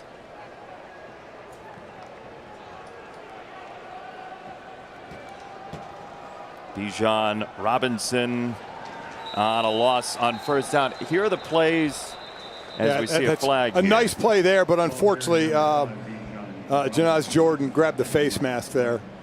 So that's going to be what would have been a nice first down stop for Colorado is going to cost them 15. Personal foul, face mask, number 94 defense. 15-yard penalty from the previous spot. First down. All right, so let's go look at Sam Ehlinger now. He didn't take many hits, so let's look at the couple where he did go to the ground. These were back-to-back plays when he was scrambling, didn't throw the ball away, got pushed out of bounds, didn't get hit, but put his arms out to land on. And then the next play, he did take a hit right there. Again, he didn't take many hits in the game. We're not sure when he hurt the shoulder. We're just trying to look at some of the plays where he took a hit or hit the ground. But he's kind of holding the arm funny there already, right? Yeah, exactly. So off the personal foul, Thompson will throw on first down. He uncorks a deep ball down the middle and incomplete. It'll be second down. The coverage from Mekhi Blackman. Casey Thompson, again. I was going to say, he was in the Alamo Bowl very briefly last year. Ran a couple of times. He redshirted 2018. His father, Charles, was a quarterback at Oklahoma. He's got some history at the quarterback position and a huge chance for him here, Mike. Well, exactly, and maybe a guy that was ready to take the reins, but now you have to wait for and I'm not saying now because of the shoulder injury, we talked about it before the game, waiting for Sam. What decision will Sam Ehlinger make for next year? And how does the shoulder situation, depending on the severity of it, affect that decision-making process too? And this to the outside from Thompson. He has Joshua Moore to set up third down. Yeah, as far as this game is concerned, I mean, you don't even take a chance. You're done, Right. You're just taking you off the field, take care of this thing, and we'll see where it goes. Third down for Thompson. He feels the pressure, skids away from it, and finds the tight end, Cade Brewer. That was some nifty footwork right there, a little soft shoe. You would know this kid's a backup, would you? I mean, look at this. The little juke there to buy him a little more time, and look at him just lay the ball up. There's two defenders in the way. He not only has to put it on the mark, but he has to drop it over the defenders as well. Thompson, he wants to go deep. He's got confidence building. You can see it in his body language, and now he's going to tuck it and skate out of bounds and lose a yard. They're going for some shots. Yeah, they are. He already threw a long one. There were two go routes there, a stop and go. He was trying to get the defender to bite, but those outside defenders have been playing well for Colorado. He's coming in firing the ball. I would have thought backup quarterback, he would come in and hand the ball off more. Here's Ehlinger already out of his equipment. Going back, he has his arm in a sling, as you can't see it, but you obviously see his arm isn't in the sleeve of the jacket. So, and it is his right shoulder. It is the throwing shoulder. That is awful to see for Sam Ehlinger, one of the most competitive people you're ever going to talk to at the quarterback position. As he walks off, Thompson in the ball game, the sophomore, his understudy, lets it rip again. Contact and a one-handed opportunity. Flags come in from everywhere, from west of Texas, from north of Texas, and east as well. I mean, they are just coming in with this kid, and he's just humming the ball. And this was a guy getting beat. As again, we're looking at 50-yard penalty. Walking out. Sam coming back out onto the field, it looks like, but we've been talking a lot about Blackman and how well he's been playing. This time he just flat out got beat. He got beat, and he just said, okay, I'm going to hang on. And he hung on. That right hand down at the hip of the jersey, just hung on to try and pull the receiver to him. It's a good call. He had the torso, he had the jersey, he had his wallet. I mean, the whole thing. It's one of those, he got beat and he wasn't going to be able to make it up. So he said, I got to try and slow him down. That's the right play, certainly. Roshan Johnson, the tailback for Thompson, to the 30-yard line, looking for a second scoring drive in short action so far. Thompson again down the middle. That is on target, and it is a touchdown. Joshua Moore, that was in the center of the bullseye. I can't tell you how impressed I am with a backup quarterback coming in. And Mike Yursich just saying, hey, we're gonna heave the ball. We're gonna continue to throw it. Where you think they would run the ball, burn some clock, they're coming out and not just throwing, I mean dealing. And this kid is putting them on the mark. He is absolutely putting them on the mark. That is up where only his receiver can get it. It wasn't awful coverage by Blackman at all. We're going to take a look and see if that is a catch completed for a touchdown. So we've gotten a couple looks at it. They're going to take a look at it on replay, being a scoring play. So again, the ball was up nice and high. The defender did have his left hand up in there. So let's see how it comes down. We'll all take a look at it together. After we get another glance at it, we'll check in with our rules expert, Bill Lamagnier, and watch the replay here. Blackman gets the arm in, as you were talking about. And the question is, does he complete the catch as he's going to the ground? Bill, as you're watching this replay as an official, what are you looking at? Well, first of all, when players are turning over like that, you have no view of the ball. Right. Yep. So you're looking for this initial control, which he has. He comes down. Now at this point here, does he survive going to the ground? Oh, is that ball enough on the ground right there? But the ball can be touching the ground in control. Exactly. and still be a catch. So if you see something like that, now you have to determine, okay, the ball is touching the ground. Now you have to determine, does he have control of it? If he's got firm control when it's touching the ground, he's still got the ball. So tell me what you're looking at if you're a replay official to see firm control. What defines that for you? Well, 2 hands is better than 1, obviously. Yeah. And he appears to have 2 here. Now, as he rolls over, I'm looking to see, does a hand come off the ball? Does the ball move through that hand if it's coming off? Here's the view. Here's the view where you actually see the ball on the ground. Touchdown. Stands. Touchdown. I think that's the right call. We have nothing there that can turn that call over. I meant to say it earlier. You did. It was a touchdown. Stands, yeah. Yep. You got it. We're there. Partial credit. We're there together. We're celebrating the camaraderie of getting to a result as a group. Oh, stop. Mike, it's 2020's mantra. Other than please go away. Extra point is good, and it's 31-10 Texas. Casey Thompson has come into the ball game and flexed with Joshua Moore. This kid, man, who knows where this game's going to go. The Valero Alamo Bowl is fueled by Valero. Texas unbeaten in bowl games with Tom Herman as the head coach and Sam Ehlinger as the starting quarterback. There's a smile after beating Utah at the Valero Alamo Bowl last year. And there is his understudy, Casey Thompson, talking to the injured center, Derek Kerstetter. And how about this revelation? Casey Thompson, the sophomore off the bench, they're not afraid at all to let him rip it. I'm not going to lie. It caught me by surprise. I thought they would get back to the running game a little more and try and reestablish that. And he came out throwing it. And as I said, not short passes, not kind of getting a groove passes, but going long. Really, really impressive. There's what a great sign right there. Thanks for the memories. And again, we still have to wait and see. Yep. You know, the memory's over. We might have a double goodbye. Yeah. You know, people think this might be his last game. We'll see how the shoulder injury affects his decision making as well. Again, everybody's got an opportunity for an extra year of eligibility as Bell gets dropped on great coverage from Texas. And we go downstairs to Chris Button. Yeah, Jason, Sam Ehlinger has always been one to just put his body on the line for his team. These are his injuries he sustained just this season. A calf contusion against Baylor, a quad contusion against Texas Tech, soreness in his left hand, torso injuries from all the hits that he's taken. I covered him a couple weeks ago against Iowa State. He said he can't even remember what 100% health feels like because of just how much his body has endured all year.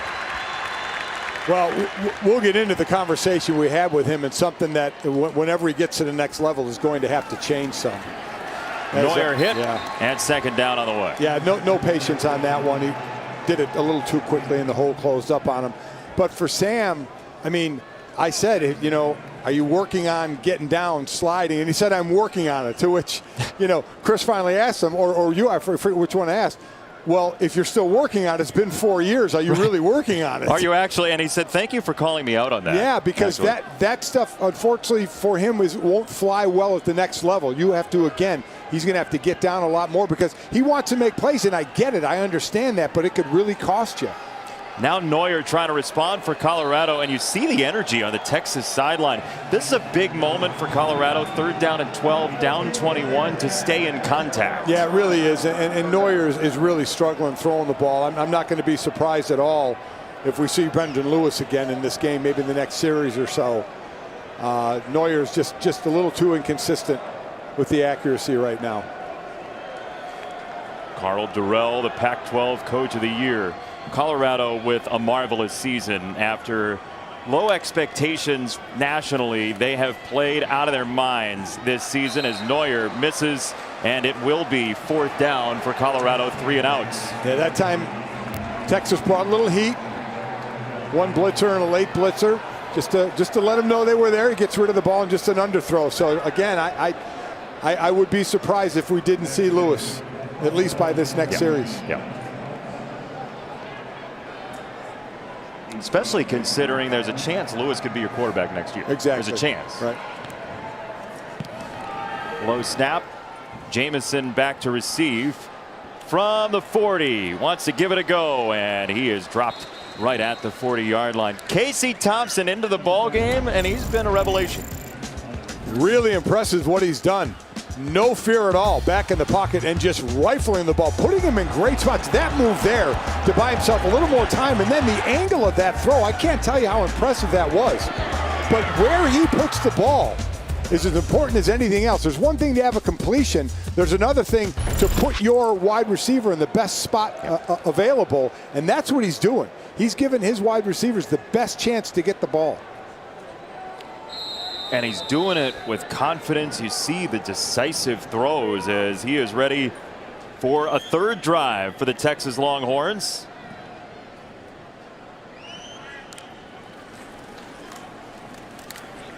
They will run, and they'll do it with Bijan Robinson, who we were asking him what drew him to football. And I've never heard anybody say this. He said, I like the shape of the football. Yeah. I just like the feel of the football in my hands. Hadn't heard that one. Right? Yeah.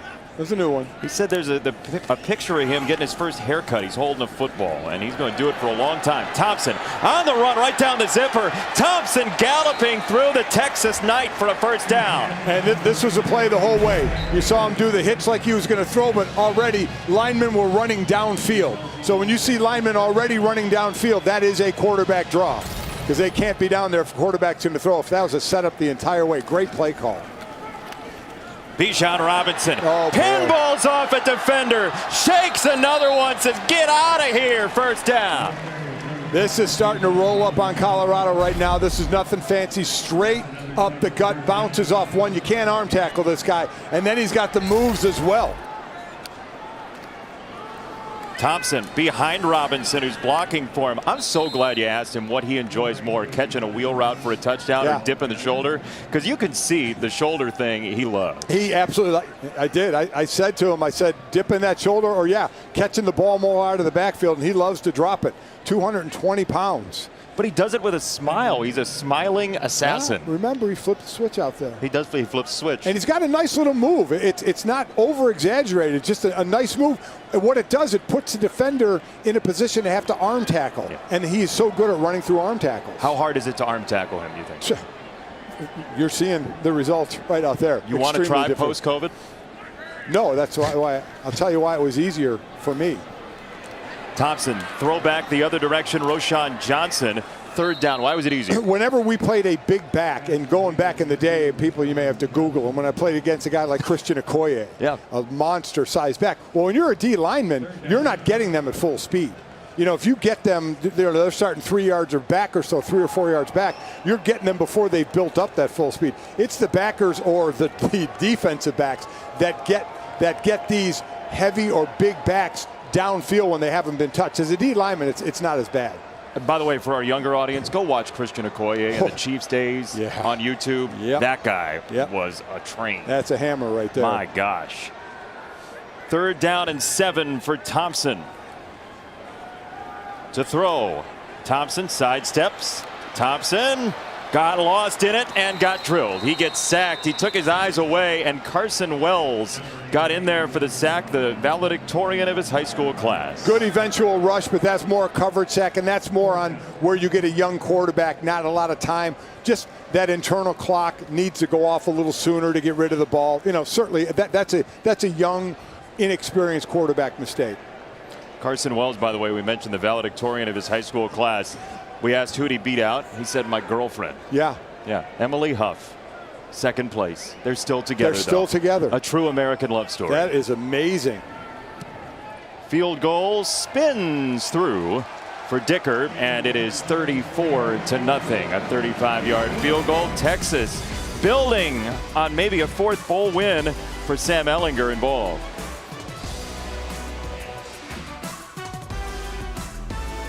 Some future Sunday quarterbacks you should watch on Saturday. 4 Eastern, 1 Pacific, Oregon and Iowa State, the PlayStation Fiesta Bowl. You will be there. Yes, I will. Mike Golick Sr. And then Texas A&M and Kellen Mond against North Carolina, Capital One Orange Bowl at Hard Rock Stadium. What's your Oregon-Iowa State preview for us? Well, I'll tell you what Oregon did to get that chance in the Pac-12 championship, and take the win. And in a year like this, man, you're the champs. You know, great job out of you. Put yourself in that position. Iowa State, I've done them a couple times this year. They've gotten better as the season's gone on, but Oklahoma did a great job on them in the Big 12 championship game. I know there was a lot of disappointment there. We'll see who comes out for Colorado at quarterback. It is going to be Lewis, the freshman. Quick note on your game, though. There are not many smarter coaches to me than Matt Campbell and what he's done in Ames. Out of Mount Union, I mean, it's incredible what he has done. The winning that has gone on, that class of seniors there is the winningest class there. I mean, and what Brock Purdy has done, he's beaten every Big 12 opponent. So, yeah, what he is building there, and you know what happens then? You build, and all of a sudden other people come knocking on your door. But they love him there. He loves being there right now, and he has done a great job. So former Big 12 rivalry here, Colorado and Texas. This is still a 3-score game. It would take a massive comeback, but we have seen it before involving Oregon and TCU in this game. There have been some major comebacks. Yeah, that certainly was a major comeback. What, Oregon was up, 31-0 at half in that game? Yeah. And then that TCU beats them 3 overtimes, 47-41. Wow. A wild game. They still play at the TCU facility every once and again if you go there for basketball. As this is on the mark for Stanley. Lewis once again hits his target. It's a first down into Texas territory. You know, I like that play a lot. I like it. They roll out Lewis, give him a little bit of space. Now it does cut off half the field. I understand that. But you run routes at different levels, and you have a wide open receiver there in Stanley. Handoff for Broussard. And yeah, Colorado is trailing by 24, but do not underrate what Jarek Broussard has gone through. He's a sophomore tailback. He got the opportunity with the injury to Fontenot, who was great last year for the Buffaloes. And you've mentioned it a couple of times, but if you're just joining us, this is a kid who's had 2 torn ACLs. And you know injuries in football, it's not easy. You disappear to everybody. And not only that, but you disappear there and you start to drop on the depth chart. As we see another quarterback run here, Lewis once again got a room. Lewis down the sideline. Lewis is knocked out of bounds at the 2-yard line. First down and goal. Foster finally tracked him down after a 43-yard jaunt. Well, you heard, when Tom Herman was talking to our Chris Button down on the sideline at halftime, he talked about Lewis and the fact that, okay, this guy is a runner. We have got to be able to contain him, and they certainly didn't do it there. Broussard has the lone touchdown for Colorado today. Broussard has the second touchdown for the Buffaloes today. So we've seen Lewis come in the first half, lead him to a touchdown drive, and now we've seen him come in again and lead to another touchdown drive on big plays. The first touchdown drive he had, the deep corner route that he threw and completed, which was a beautiful throw, and here a big run that he takes care of himself. And I like they switched up the play calling a little bit with getting him on the move. I think he feels a little more comfortable that way. They're going for 2 here to try and make it a 2-score game. You still have a quarter plus remaining, and you're dealing with Texas's backup quarterback, albeit one that doesn't look like a backup quarterback at all. Sure doesn't. It's got that Kurt Warner, Trent Green feel to it at this point right now for Thompson, playing very well. Lewis loads of time. I mean, a ton of time. To the sideline, he's got to throw it, and he whips it out of bounds. Incomplete off the V in Valero.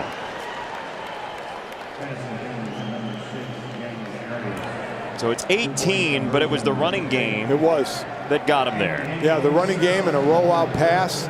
So switching some things up a little bit. There you see the run. Good job on that O-line. Good blocking downfield.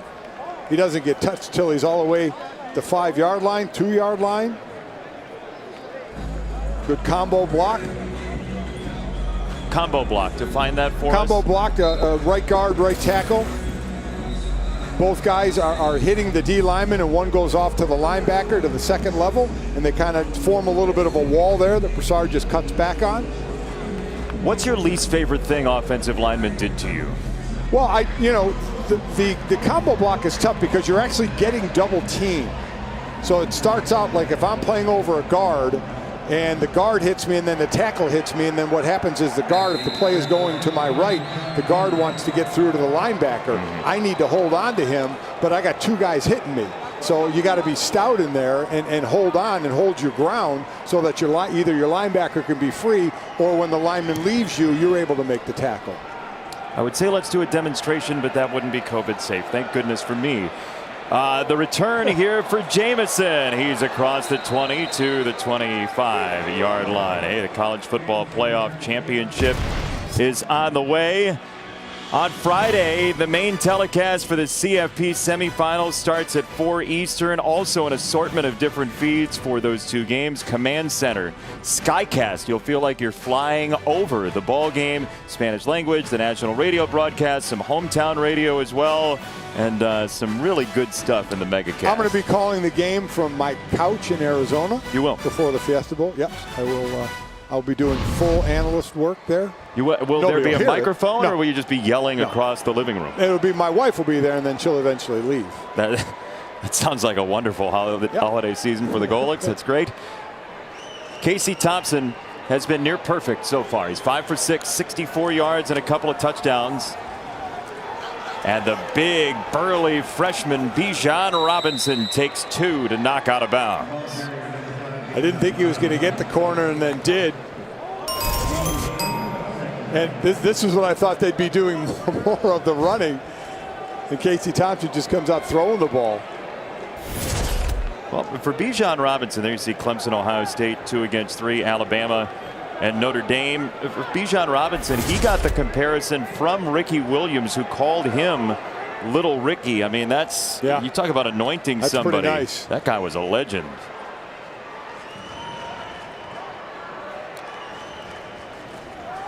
Robinson again, they will reverse it. Thompson lays out a little bit of a block, and Whittington down the sideline. That's a first down run. You don't have to engage, you just have to get in the way, and we do have a marker coming in. Wow, that play worked so well. Thompson, a nice job. Instead, it can't come back toward the line of scrimmage and make that hit. So you do the wall-off block, which is perfectly legal. So let's see what the flag is. That looked like a high ball screen in basketball. Yeah, that's exactly right. Illegal block below the waist, number 21 defense. 15-yard penalty added to the end of the run, first down. So we have our rules analyst Bill Lamagnier along with us, and you hear block below the waist against the defense, and that might be a little quizzical for the audience. What are they looking here? Well, the defense has restrictions about blocking below the waist, just like the offense. And the only time they're able to do it is right at the line of scrimmage against eligible receivers. You do it here in that situation, that far downfield, that's a foul. Right, you can do it if a trapper's coming out and it's on the line and you come in and want to blow it up, you can go down low. That's correct. But down the field like he did there with a big lineman in front of him, he took the safer route to try and make the He wasn't going for the tackle where he inadvertently hit somebody. Right. And while we're talking, we'll get another flag for what seems to be offside. So now it's Jordan offside there. I mean, it's falling apart a bit Offside, right now. number 94 defense contact before the snap. 5-yard penalty, still first down. We saw the first quarter go heavily in Texas's favor, and then the Colorado defense really stepped up. Yep. Now we saw Texas jump out again in the second half, and then maybe we were waiting for the same thing, but the Colorado defense is not doing the same thing in the second half that they did in the second quarter. They held up a lot of the weight in that first half, and the offense has not reciprocated a whole lot to help push it forward here in the second half, thanks in large part to a stout Texas defense playing undermanned.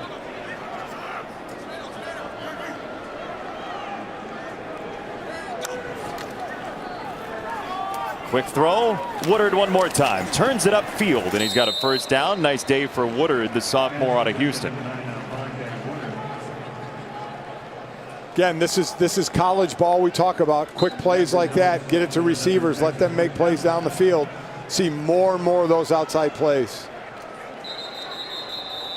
3 quarters deep.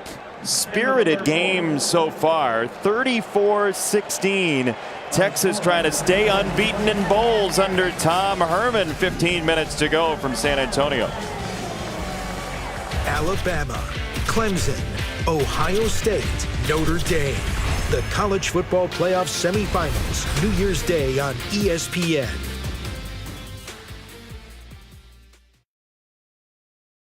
Bevo just hanging out in our Valero Alamo Bowl. Welcome back. It's part of Capital One Bowl Mania. And Casey Thompson has steered the Longhorns in the right direction. 34-16. Fourth quarter, here we come. Sam Ehlinger out with a shoulder injury. He's been commiserating with Thompson during the break, but Ehlinger in the sling. He came off the field, then back on. And it's going to be interesting to see what decision he ends up making about whether or not this was his final Texas game. But for now, Colorado needs a stop, and badly. Thompson, nearly intercepted. Gonzalez had it in his mitts and could have turned the game on its side. I was just going to say, if there was a time that they needed a big play, because they need to stop them from even a field goal here. They got to stop the bleeding. And that was another chance. We saw in the first half the possibility of a pick six that wasn't caught. These are these little chances, and when you've been losing the entire game, these are the plays that you have to make. Good coverage and all is great. Finish. It was Blackman on the other side. Yep. Both corners that started for Colorado had a chance at a pick six. Thompson, the throwback, he pitches it out wide, and that is going to go for a while. It's a touchdown for Joshua Moore and Texas. Beautiful design by Yurcich as Bijan Robinson hauls it in and gets in for a Texas touchdown. Bijan Robinson, the touchdown for the Longhorns. So watch everything come to the right. Watch the defense go with it. So there's the fake, and there's the roll right. Everybody coming to the right. Now let's freeze it. Look at everybody here on this side of the field, and all he has is that lane and two guys right there to lead him in. I mean, and again, that's what's worked on in the practice field. Because talk about Sam Ehlinger and the patience. Well, this is a backup quarterback with not a lot of reps.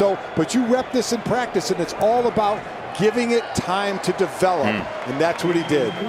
So Bijan Robinson has another big play for the Texas Longhorns. 3 total touchdowns and a 41-16 lead.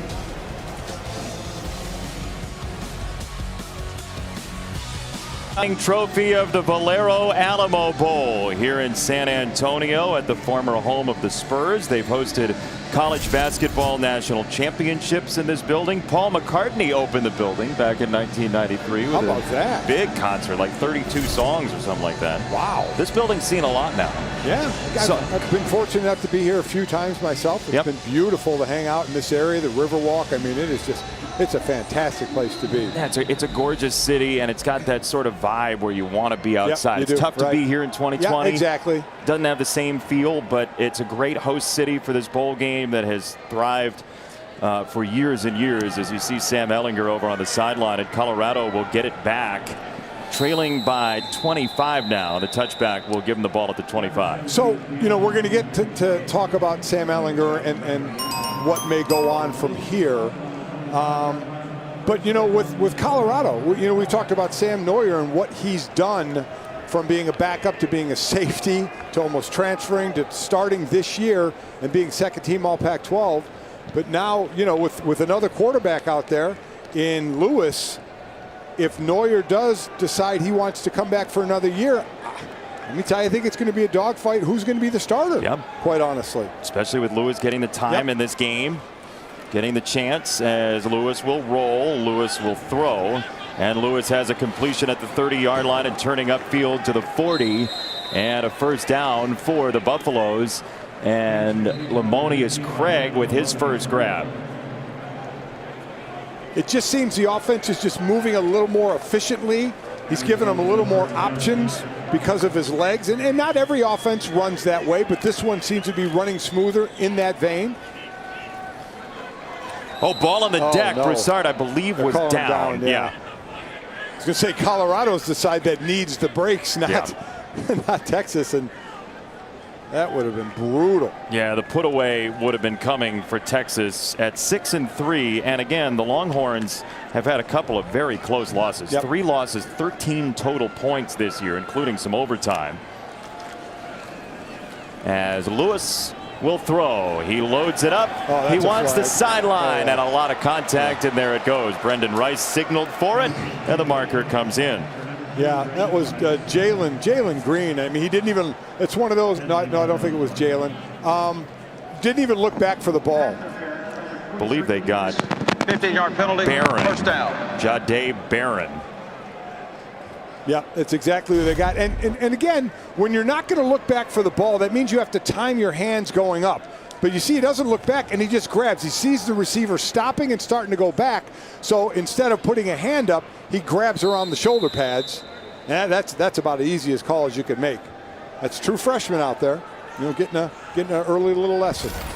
Well, Chris Ash was very excited about his guys getting an opportunity. He said they were fired up and ready to go and really wanted to play, and we've seen that as that one is on target for K.D. Nixon and a first down Buffaloes.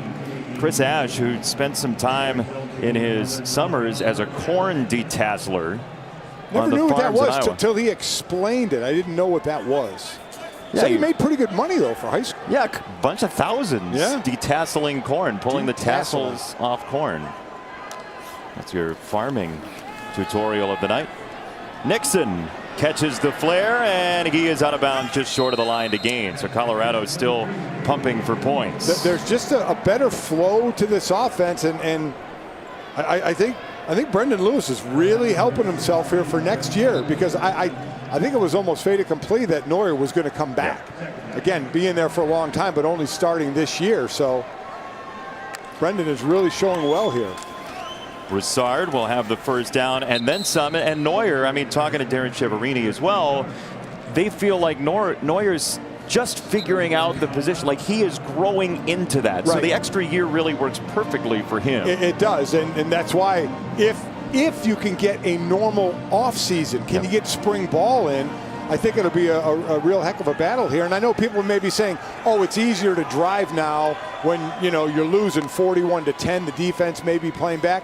And as we see a short gain up the middle, my answer to that was he went in the first half and had a touchdown drive. He came in a little earlier as well when if they scored a touchdown, they got a touchdown and tried to go for 2 points to make it a 2-score game. So he was getting these drives while they were still somewhat in the game, not to the lead it is now. And you still got to do it. I mean, you still have to execute. Regardless, there are 11 people out there who want to play. Right. But Texas, credit Ash and this defense with so many out, playing very well tonight. As Lewis goes for Stanley in the end zone, and that looked like a Dan Gable special. I mean, that's like, you get some points for that deal. That's pass interference. Well, that ball, again, was just underthrown. Pass interference, number 11, defense. It's Anthony Cook. Penalty places the ball at the 2-yard line from the previous spot, and a first down. So again, you see an underthrown ball, which means a receiver sees it first, so they stop to come back for it. Defender's not looking back, and again, he puts that left arm out. I'm not going to lie, I didn't think it was awful, in all honesty. Bill LaMagna gave me a thumbs up, and I feel very accomplished when he does that, so I'm going to stick with it. First and goal for Colorado, and this run gets them in. It's a touchdown for Lewis. Neuer celebrates on the sideline, and the Buffaloes, you would imagine, would go for 2 to draw within 17. So they've had 3 touchdown drives, and Brendan Lewis has been the leader of all of them. And this is a threat he is. He's been throwing the ball well, as he's 6 for 6. But he's a threat running the ball as well. So Neuer very happy for his teammate without question. But in what is heading for a loss, it looks like, for Colorado at this point, Lewis is showing himself well. Extra point is good. Folks are happy about that. 23 the total for Colorado. The quarterbacks celebrate on the sideline. Bucks trying to come back.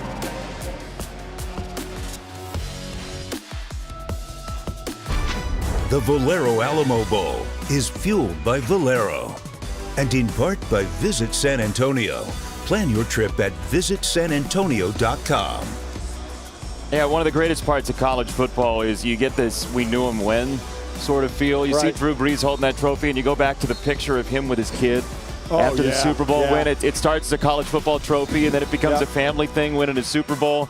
I love that about college football. As you see our Capital One player of the game, it's Bijan Robinson, and you kind of get the feel that he's going to be one of those guys we're going to show his picture in 15 years and say, remember when he played in this game? Yeah, oh, exactly. And we're going to show his picture as a Longhorn for probably only 3 years. Yeah, that's very likely true. I mean, 220 total yards, 3 touchdowns. Came into the game with 9 plays of over 20 yards. That's a couple more today, both running and receiving. Coming into the game, 6 runs over 20, 3 catches over 20. He's got a couple, 1 or 2 of each tonight. So he is as advertised. And then some. Yeah. I mean, the build, he doesn't look like a freshman. He doesn't run like a freshman, as Texas will get it from the 25. Look, he's done it in a bunch of different ways, too.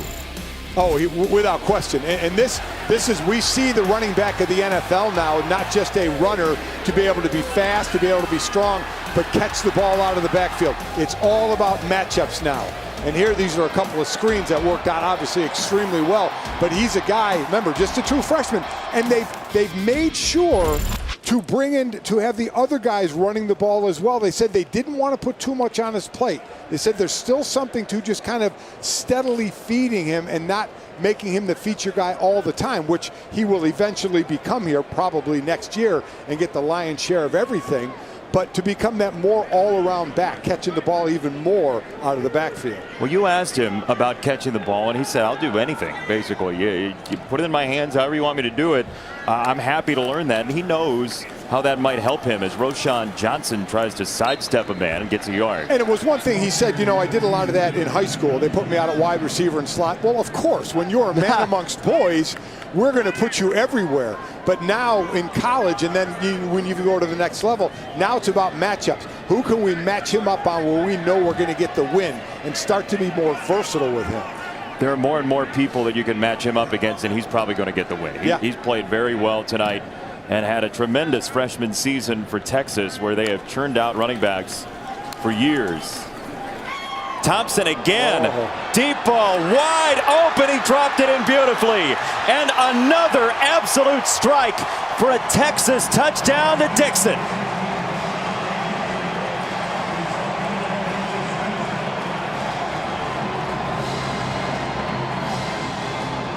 Wow.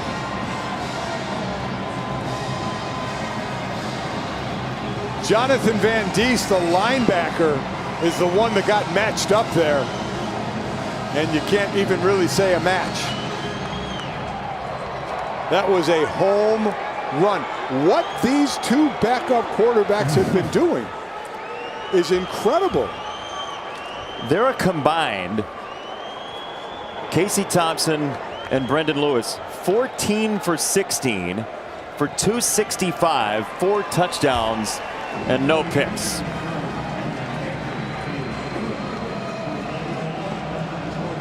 So again, nothing really fancy here, and yet you still end up wide open. Middleman in the slot, and just, I mean, again, it's not a fancy offense. You take off, and you have a backer trying to break out and cover on you as the safety drops. The safety drops and lean toward the outside receiver, and left your linebacker in the unenviable position of covering a wide receiver. So again, tandem routes. Look at the route. The outside rusher, that safety, number 30, leaning that way. Curtis Appleton leaning toward the receiver. Dixon running to the middle, and that's where the linebacker has to run with him. Again, you see one man on one man, but there's a reason it ends up that way with the other route and where the safety went. How about Casey Thompson? He had 4 completions all season. He has 4 touchdowns tonight in Texas's bowl game.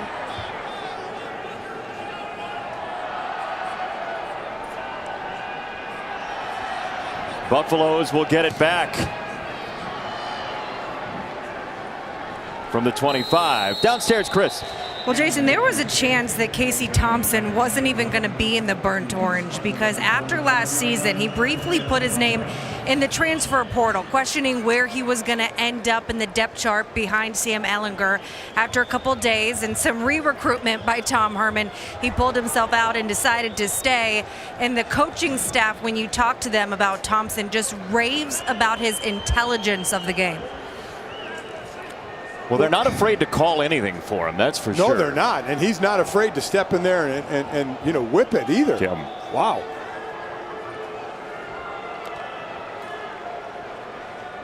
Buffalo's ball. That defensive line has been awesome for Texas today. Andre Coburn there.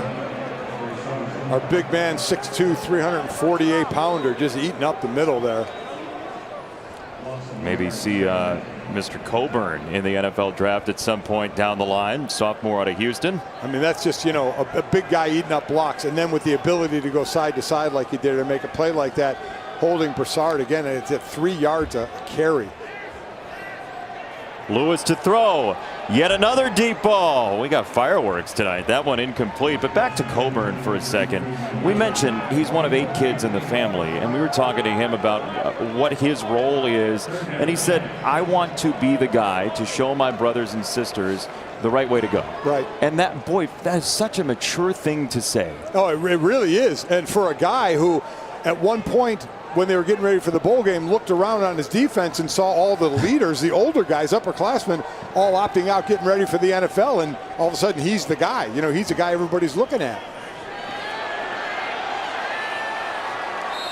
And that one's not going anywhere. So it is going to be 4th down coming up for the Buffaloes, and Overshone, who stayed in the ball game after the targeting was wiped away, made the play, and he's posing for his own fake pictures on the sideline. Well, they're all feeling their oats now over on Texas, as well they should, sitting there with 48 points. I mean, they played a heck of a ball game starting out. Well, you know, we've seen the scoring by quarters, 14 in the first quarter when you start a game. Then it's always interesting what happens in the beginning of a third quarter with the adjustments you make. They put 17 more up in that quarter, now 14 here so far. Another punt for Colorado, and a fair catch is secured, but barely, by Jamison. 48-23. Casey Thompson is letting it fly, man. He gonna remember this for a long time. Lift him up, Simba Cam.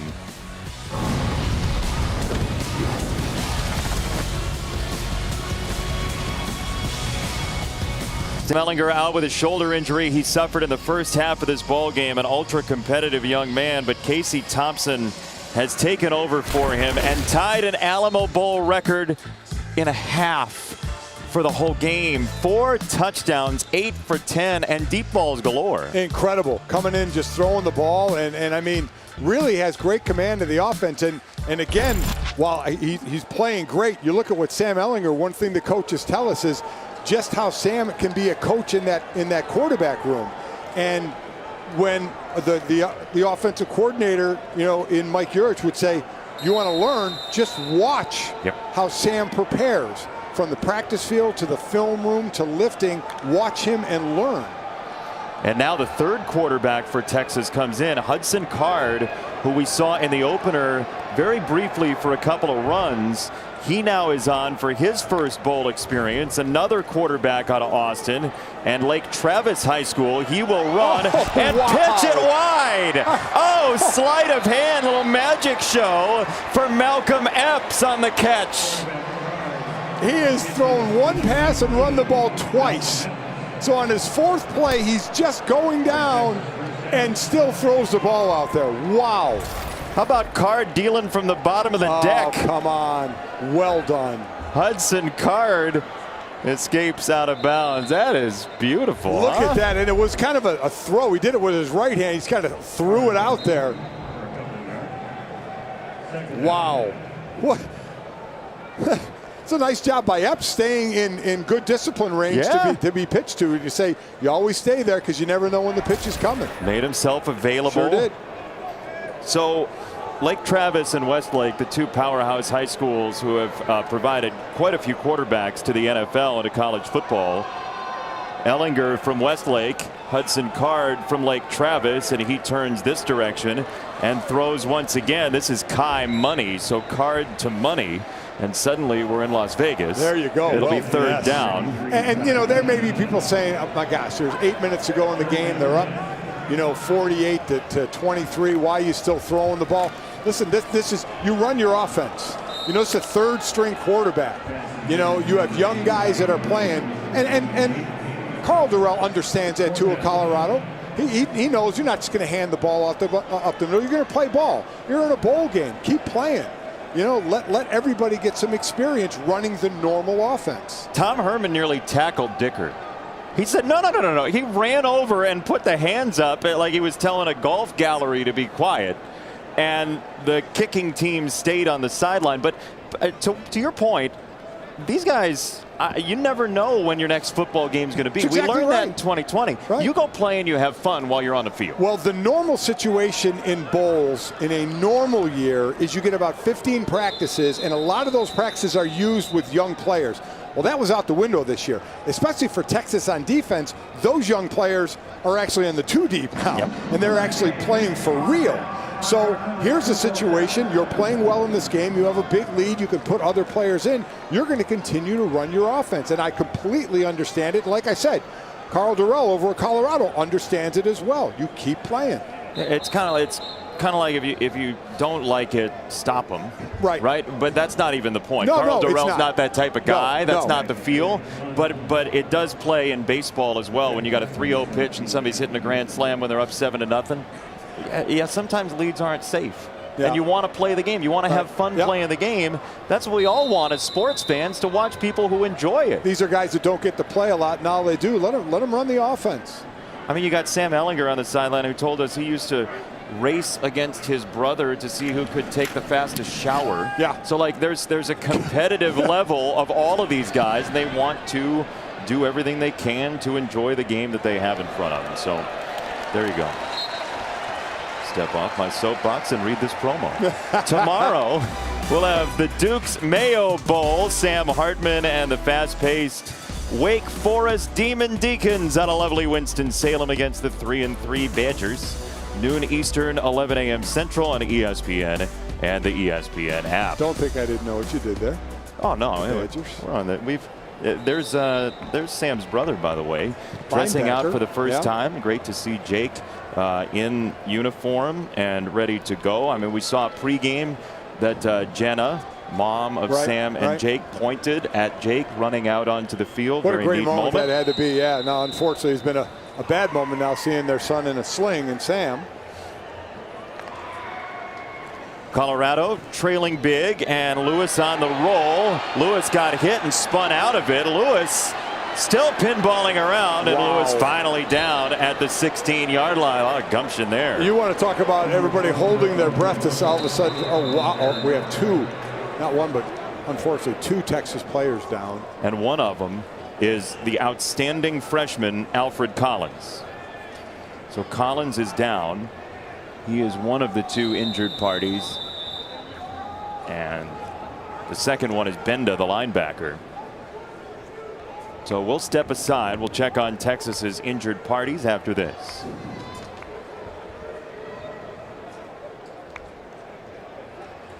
Back at the Valero Alamo Bowl with Texas up 48-23, and one thing you do not want to see ever, certainly at the end of the season, going into the offseason, injuries, and 2 for Texas in this one, in this last play. Alfred Collins and David Benda, both up and off the field, seem to be doing better, but something you just hate to see. As Broussard gets hit, ball came loose. The ball is down, and Texas is pointing the other direction. We'll see who's at the bottom of the pile, and they are going to fight for it. Looked like one official pointed Colorado's way. No, they're going to say Texas football.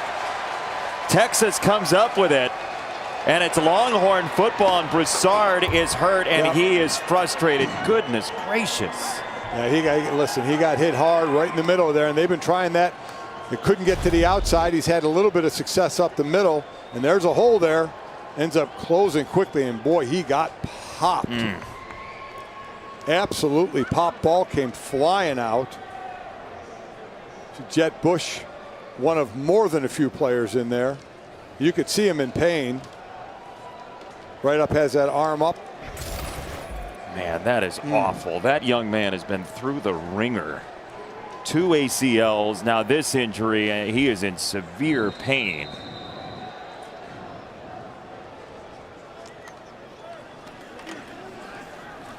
Card will hand it off for Roschon Johnson through the car wash. Johnson stays up. Oh, my God. Oh, no, he didn't. Touchdown! That is absolutely insane from Roschon Johnson. That is just individual effort. Absolute individual effort because Colorado was right where they needed to be. Right where they needed to be. And as we have seen with some of the Colorado plays, not finishing. They're there. They stopped it. That play is designed to go outside. They stopped it outside. All the help was at the inside, and he's just pinballing off people. Nobody's wrapping up. Nobody's keeping their feet. He's keeping his legs moving, and he gets the payoff. How about the lineman staying engaged late in that play, and Texas has a double nickel at the Valero Alamo Bowl tonight. Tom Herman goes to the handshake class on the sideline. Well done. Yeah, he figured it out after 2 as Collins goes walking on. Going in. Tonight will be over. So here's again the run. Again, you'll see Colorado played it. They played it pretty well. This play is coming this way, and Colorado does a nice job of stopping it going to the outside. And then there's help back in the middle here there because they stopped it going that way. And the help is right there. And now there's 1, there's 2, 3, 4.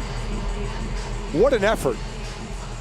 That was all individual effort on a play that should have been a 2-yard loss. All right, so let's all hope together as a group of people watching this game that the first half of that run is 2020 and the second half of the run is 2021. Yeah, how about it, huh? Yeah. Wouldn't that be nice? A lot of bouncing around and then a nice free run. Daylight. I'll tell you the biggest thing I hope tonight is we've seen a few people go down with injury, you know, the biggest name being Sam Ehlinger, but more than a few people, and just you got to hope they're all right. Kick goes into the end zone. And why not? One return, and wow, my goodness gracious. Texas, that's Jaden Hollaby, the linebacker. That is, wow. I mean, they are playing to the horn now. You know, I talk about when Colorado wasn't tackling, wasn't moving their feet.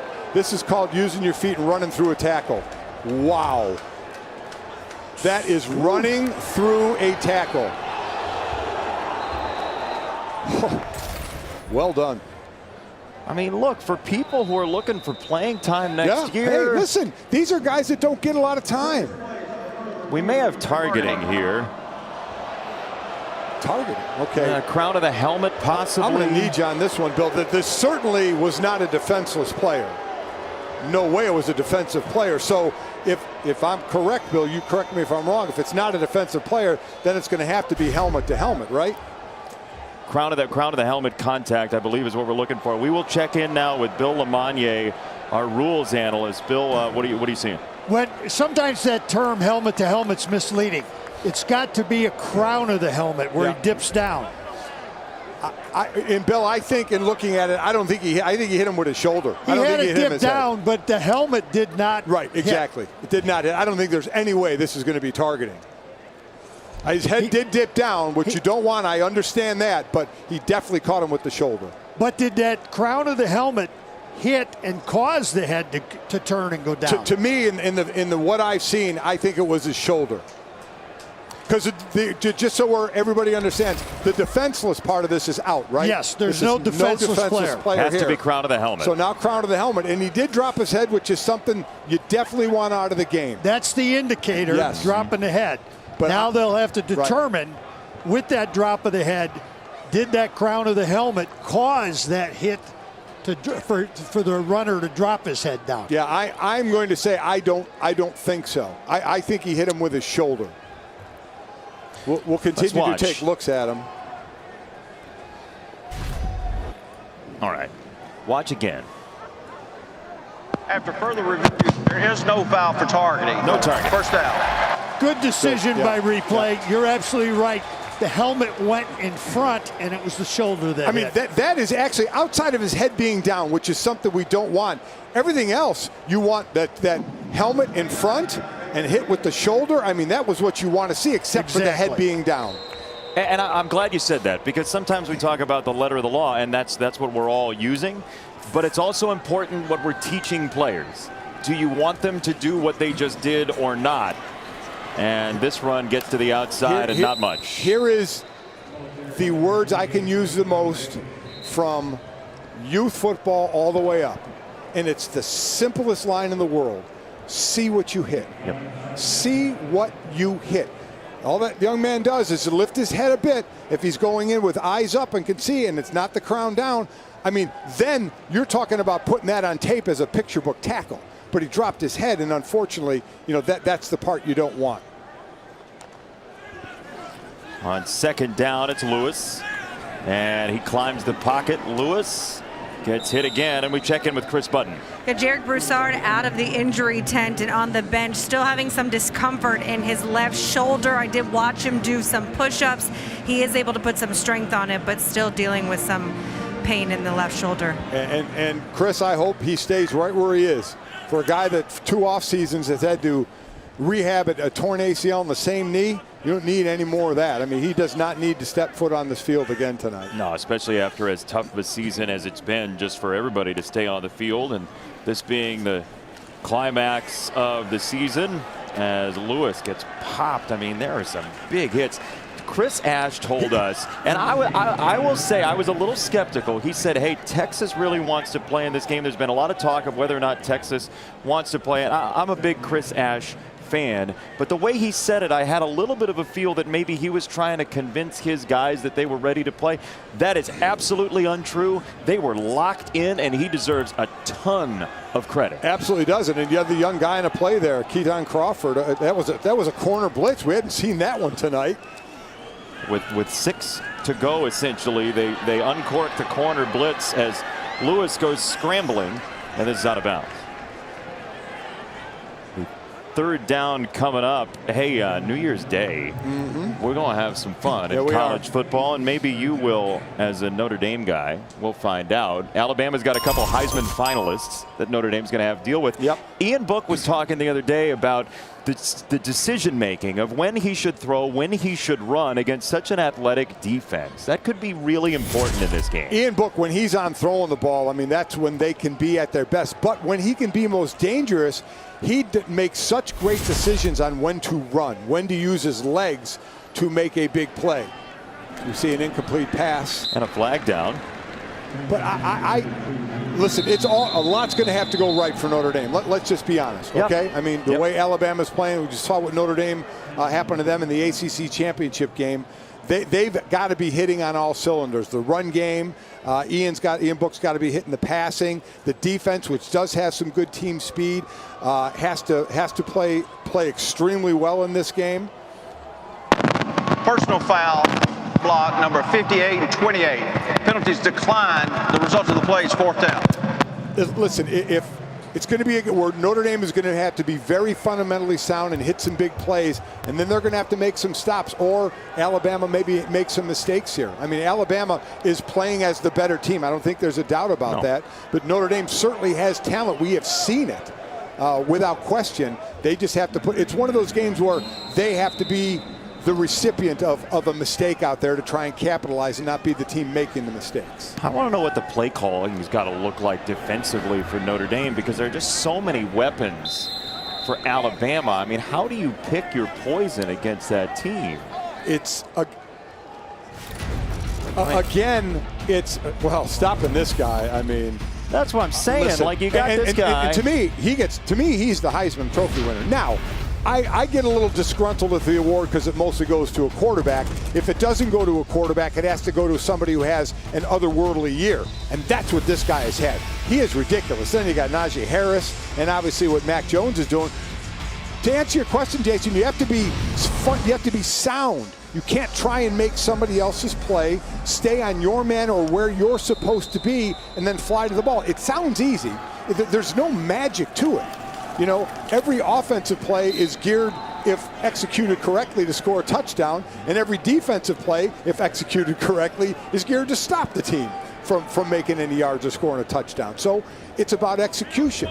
Players can be in the right place. Do they then make the play? Colorado here, they were in the right spot on that touchdown run we just saw. It was incredible. But then there was an individual effort by a player to beat that.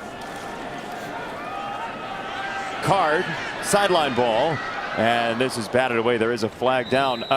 Last time a wide receiver won the Heisman was 1991, one of Colorado's best seasons in that range as well. Defense, 5-yard penalty from the previous spot.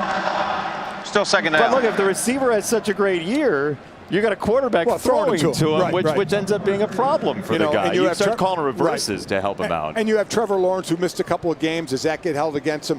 Kyle Trask has had a monster year. Do you think it should be held against? For me, if you haven't played all the games, somebody out there has been great and played all the games. That's kind of how I feel about it. Yeah, I mean, I think that even goes to overall, as far as though Ohio State kind of broke that mold this year with six, being in the college playoffs with 6 games. Yeah, seeing more, having more sample size and playing extremely well with more sample size should give you an edge. Yes. Well, and nobody ever talks about what a receiver's record is as a starter. No, they do not. A quarterback gets that on their shoulder. They deserve some of the accolades for that. But I get it. There's so many talented players. When you confine it to quarterback, you do take away from the sparkle at some of the other skill positions. Completely agree. And I know there are awards out there for the other positions, but the Heisman is supposed to be for the best player. And I understand the quarterback touches the ball the most, and these, look at these incredible. Look at the records of these quarterbacks. I mean, it is crazy. 3 of them just had 1 loss. How about Ian Book's Ian Book's that prize fighter? You're like, how do you lose 4? Yeah. No prize fighter ever loses more than once. Man, but 30-4 is great. Oh, it's fantastic. But look up against 34-1, and then the other one's obviously less games. But Trevor Lawrence, I'll just say, is Trevor Lawrence on a different level. And Trevor Lawrence is easily the #1 pick. It's not even a question at all. It really is impressive to watch. I've really liked Zach Wilson this year for BYU as well. Well, Zach has moved up. Yeah. According to Todd McShay, Zach has moved up in the rankings a lot. What will be interesting to me, if Jacksonville has a #1 pick, they're going to take Trevor Lawrence. If the Jets have the 2nd pick, do they take a Justin Fields? Do they take a quarterback? As we get another quarterback coming out. That's number 4 for Texas. This is verging on an Alamo Bowl record as well. It's been Ballard in for Card. So we've had Ellinger, Thompson, Card, and Ballard. That's why they're letting Card throw the ball around, because they say you only have X amount of time you're going to be in there before we're putting another quarterback in. Yeah, the sand has fallen through his hourglass today. And they will run it one more time. Texas with Watson, the tailback. But man, Casey Thompson, he didn't imagine he was going to have this kind of night. And you'll see the Capital One postgame immediately following the game on the ESPN app. We'll talk more about this Texas team that has cobbled this thing together beautifully tonight. Things you didn't see coming. Yeah. Casey Thompson, 8 of 10, 170 yards and 4 touchdowns. You didn't have that? Anybody pick that one? You didn't have that in the pool? If you did, congrats. You can come up here and take my gig. Wow. It's only a minute 53. They'd have to get here very quickly. They would. Let's just sample size. Run on the bank here. Yeah. 1:45 to go in the Valero Alamo Bowl. Colorado is going to have to wait another year to get their first bowl win in a while. And a slide from Ballard, and the swell of the crowd was neat here in a season where we haven't had crowds very much. Yeah. To hear them root for a young man who doesn't get playing time and grow with that run, and see Ellinger smiling. Oh, they left him short of the first down. Ellinger's like, come on, give it to him. So Ellinger's saying, that's why I don't slide. Let him run a quarterback sneak now. So obviously the biggest question coming out of this game is going to be Sam Ellinger. Is going to be, A, what's the damage to the shoulder, and B, what does that do if he has already decided? Does it affect that decision at all? But the main thing is going to be how bad is the shoulder? Yeah, and can he go through all of the showcases? If he intends to go to the NFL, could he go through all the things that he needed to? Hey, Sports Center is coming up next. It's from Los Angeles. Stan and Neil have it for you. They'll show you how Notre Dame and Ohio State can pull off an upset. So you'll be watching, I'm sure. I certainly will You'll get the whole schema there. Best catches from all the playoff teams. And then Giannis and the Bucks looking for some vengeance against Miami. And Chris Paul and Zion Williamson. Sports Center next right here on ESPN and the ESPN app. The Gatorade is coming. Gatorade bath is coming. Watch it. Here it comes. The hunt is on for the head coach. The sneaking of bowl season. It's great fun. Fearful that the coach gets hit with the bucket. Oh, he's unaware this time. Yeah. The head coach unaware in his natural habitat, waiting for the bucket to arrive aggressively he's still coaching. You know what's bad is when it happens and the coach isn't happy about it. Let's see. Tom Herman. Here we go. Oh, yes. Oh, they got him really good. He had no idea. Well done. Texas wins 55-23 in the Valero Alamo Bowl. Boy, what an effort from a team. People said, are they going to really want to be here? They're going to want to play. Oh, yeah. Congratulations to effort by everybody out there. Colorado will see what they can come back with next year after a short but impressive regular season. And if this, in fact, is the end for Sam Ehlinger, a tip of the cap to a guy who had one hell of a career at Texas. An outstanding young man. It's him and Colt McCoy for all the records at Texas. For Chris Button, for Bill LeMonnier, for Mike Golick Sr., I'm Jason Benetti. Our entire crew, we say farewell from San Antonio. Sports Center is next, and tune into the ESPN app for the Capital One postgame, which will include the trophy ceremony. So long from San Antonio. Splash.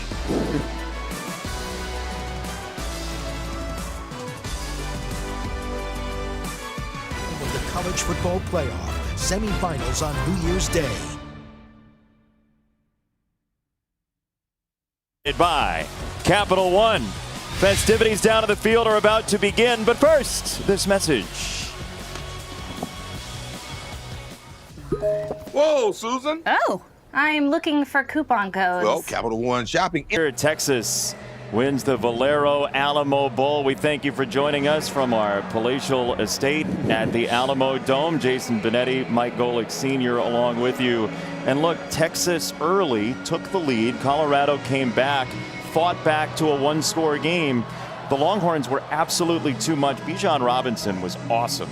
Yeah, they really were. And I thought Colorado was going to make it a game when their defense started coming alive, you know, in the second quarter and giving the offensive opportunities. Then Brendan Lewis came in, the freshman for Colorado, led him on a scoring drive. So just close enough to wonder if they were going to make it a game, but Texas just too much and too overpowering for the rest of the game. Let's take a look at our Capital One rewarding performance for the ball game with 55 points up on the board for the Texas Longhorns. The freshman Bijan Robinson, just a beastly night. Hey, listen, 220 total yards and 3 touchdowns, catching the ball even though they were screens out of the backfield. That's what I'm going to look for.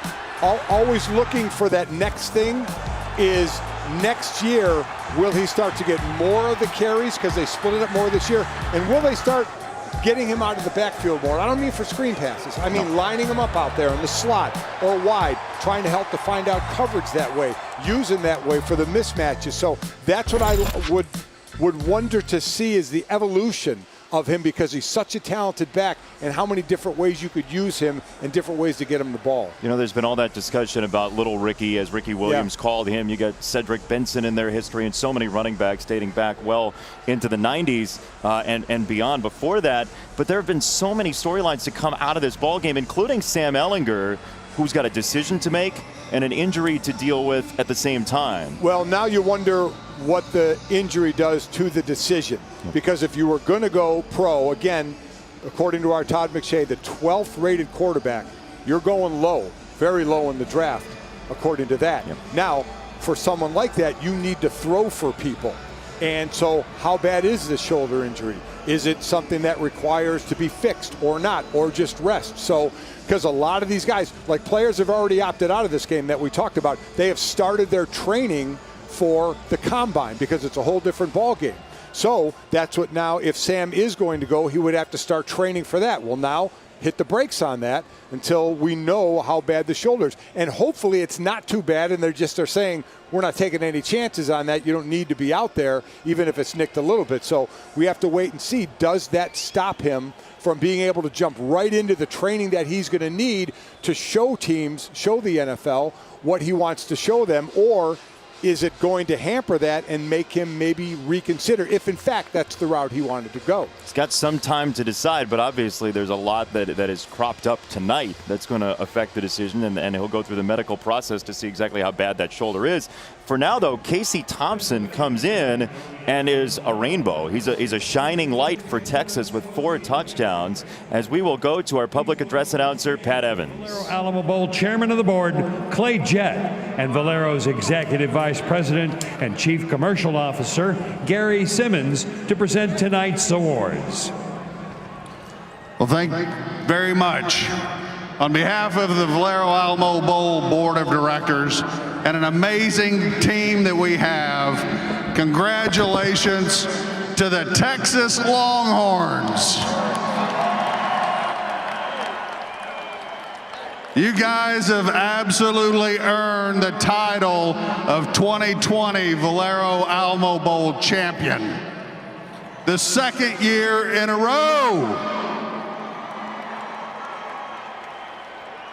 On behalf of the city of San Antonio, we are very grateful to both teams for being so diligent, committed, and persevering this year in keeping everybody safe and representing our conference partners, the Pac-12 and the Big 12. And for all of our fans and our sponsors and our partners, helping us achieve another record-setting goal for $1 million in scholarships among every San Antonio high school and university in this city. A big round of applause for our sponsors tonight. We wouldn't have been so successful this year or any other year as well, too, without us having the very best title sponsor in the bowl business in Valero Energy Corporation. Let's hear it for Valero, and I'm going to turn it over to Gary Simmons. Gary? Thanks, Clay. What a year this has been. Valero's honored to have played a role in safely hosting all these outstanding student athletes in the Alamo Dome tonight. We also would like to congratulate the Texas Longhorns on a fantastic victory and by becoming back-to-back Alamo Bowl champions. I would like to thank everyone with the Valero Alamo Bowl organization and all of the volunteers for your hard work and for putting safety protocols in place that allowed us to play tonight's game. We hope you enjoyed the game, and Happy New Year. The Fred Jacoby Sportsmanship Award goes to Colorado linebacker Carson Wells. Congratulations.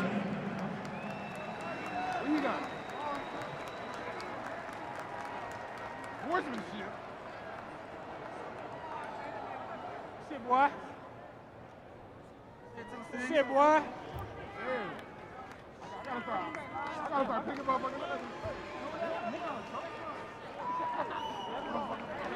Please turn your attention to ESPN sideline reporter Chris Budden on the field with the Valero Alamo Bowl MVPs and head coach Tom Herman.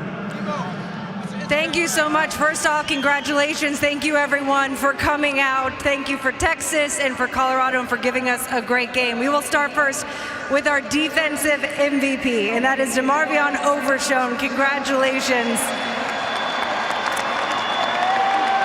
6 tackles, an interception, a fumble recovery. Your defensive coordinator, Chris Ash, told us yesterday that there might have been a little chip, that your team didn't want to be here today. What did you show them? We came out today and showed them that, every day we get up and work hard, no matter our situation. Of course, the season didn't go how we wanted to, but we never thought our season was over. We knew we had a bowl game to prepare for, and that's what we done every day. For those that don't know the ins and outs of what it's taken in 2020 to get to this point, describe for us the season, the moment, and what this means right now. 2020 was it was a weird season, but like I said, we got a great group of guys that woke up every day, grind to get better every day. Congratulations to DeMarvion Overshone. Go get your MVP trophy.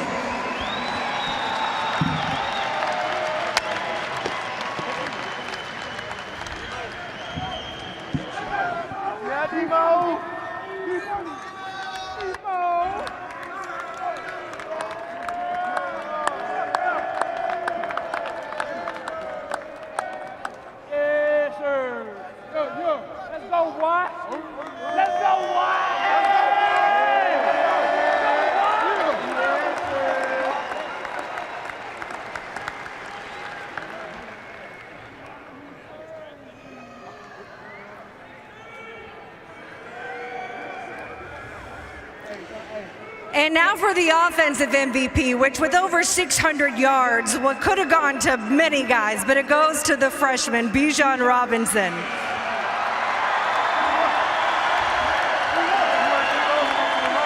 Bijan, they call you Tank, they call you Little Ricky, they also call you Smiles because there's one permanently plastered to your face. How big is it right now? Well, first of all, I just want to thank God because he blessed me to be in this point with my teammates and just be here, you know, and have a performance like I had today. And another thing, I just want to thank my O-line for, you know, making them holes open up and just giving me opportunities throughout this whole game. But my smile's pretty big right now. I just, you know, my team, you know, we worked so hard to get here and to, you know, get to this point.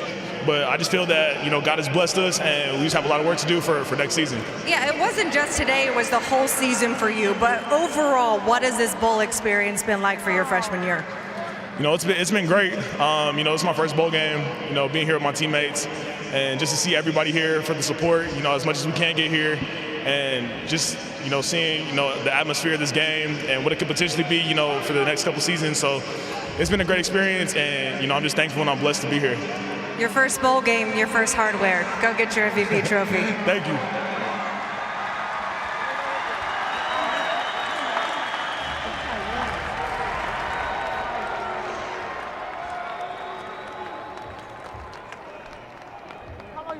Hold on, you stay on.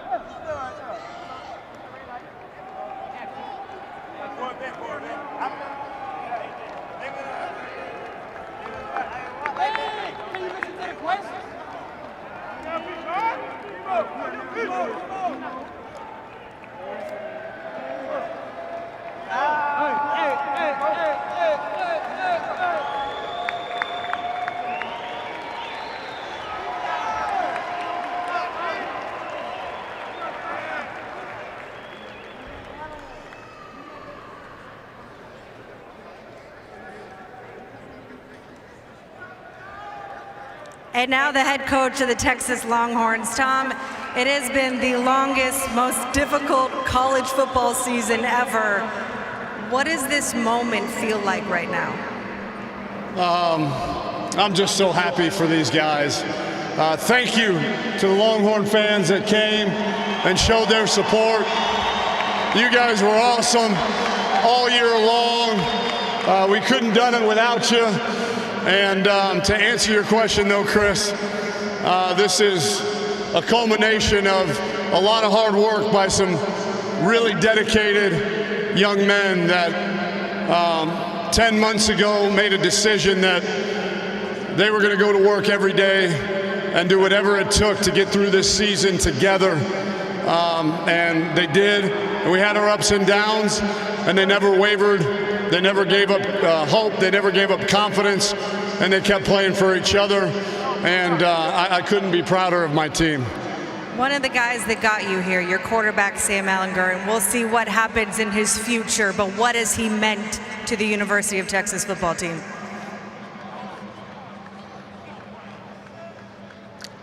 I don't have words. He's a fierce competitor. He loves this university. He bleeds burnt orange. I hate that he couldn't finish the game, but we wouldn't be here without him. And to know that he was the leader behind this senior class being the winningest senior class since Colt McCoy is truly remarkable.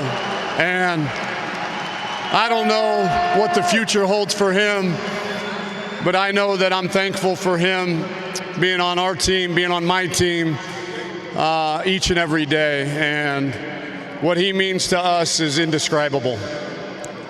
In the absence of some guys today, we got to see some freshmen and some younger guys step up, and the future looks pretty bright. How bright is it for Texas and those guys that you've got coming back the next couple of years? Well, we got a little work to do. Obviously, we're a little bit thin. You saw that when some guys went down with some injuries. I mean, we were playing guys out there that literally were getting their first snap in a college football game in the Valero Alamo Bowl.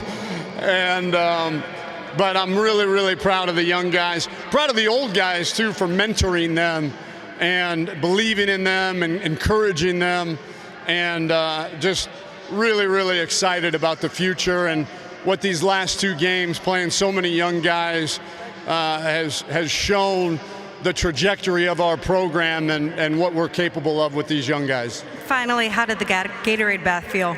Cold. I appreciate it. Congratulations. Go celebrate with your team, Dom. Thank you.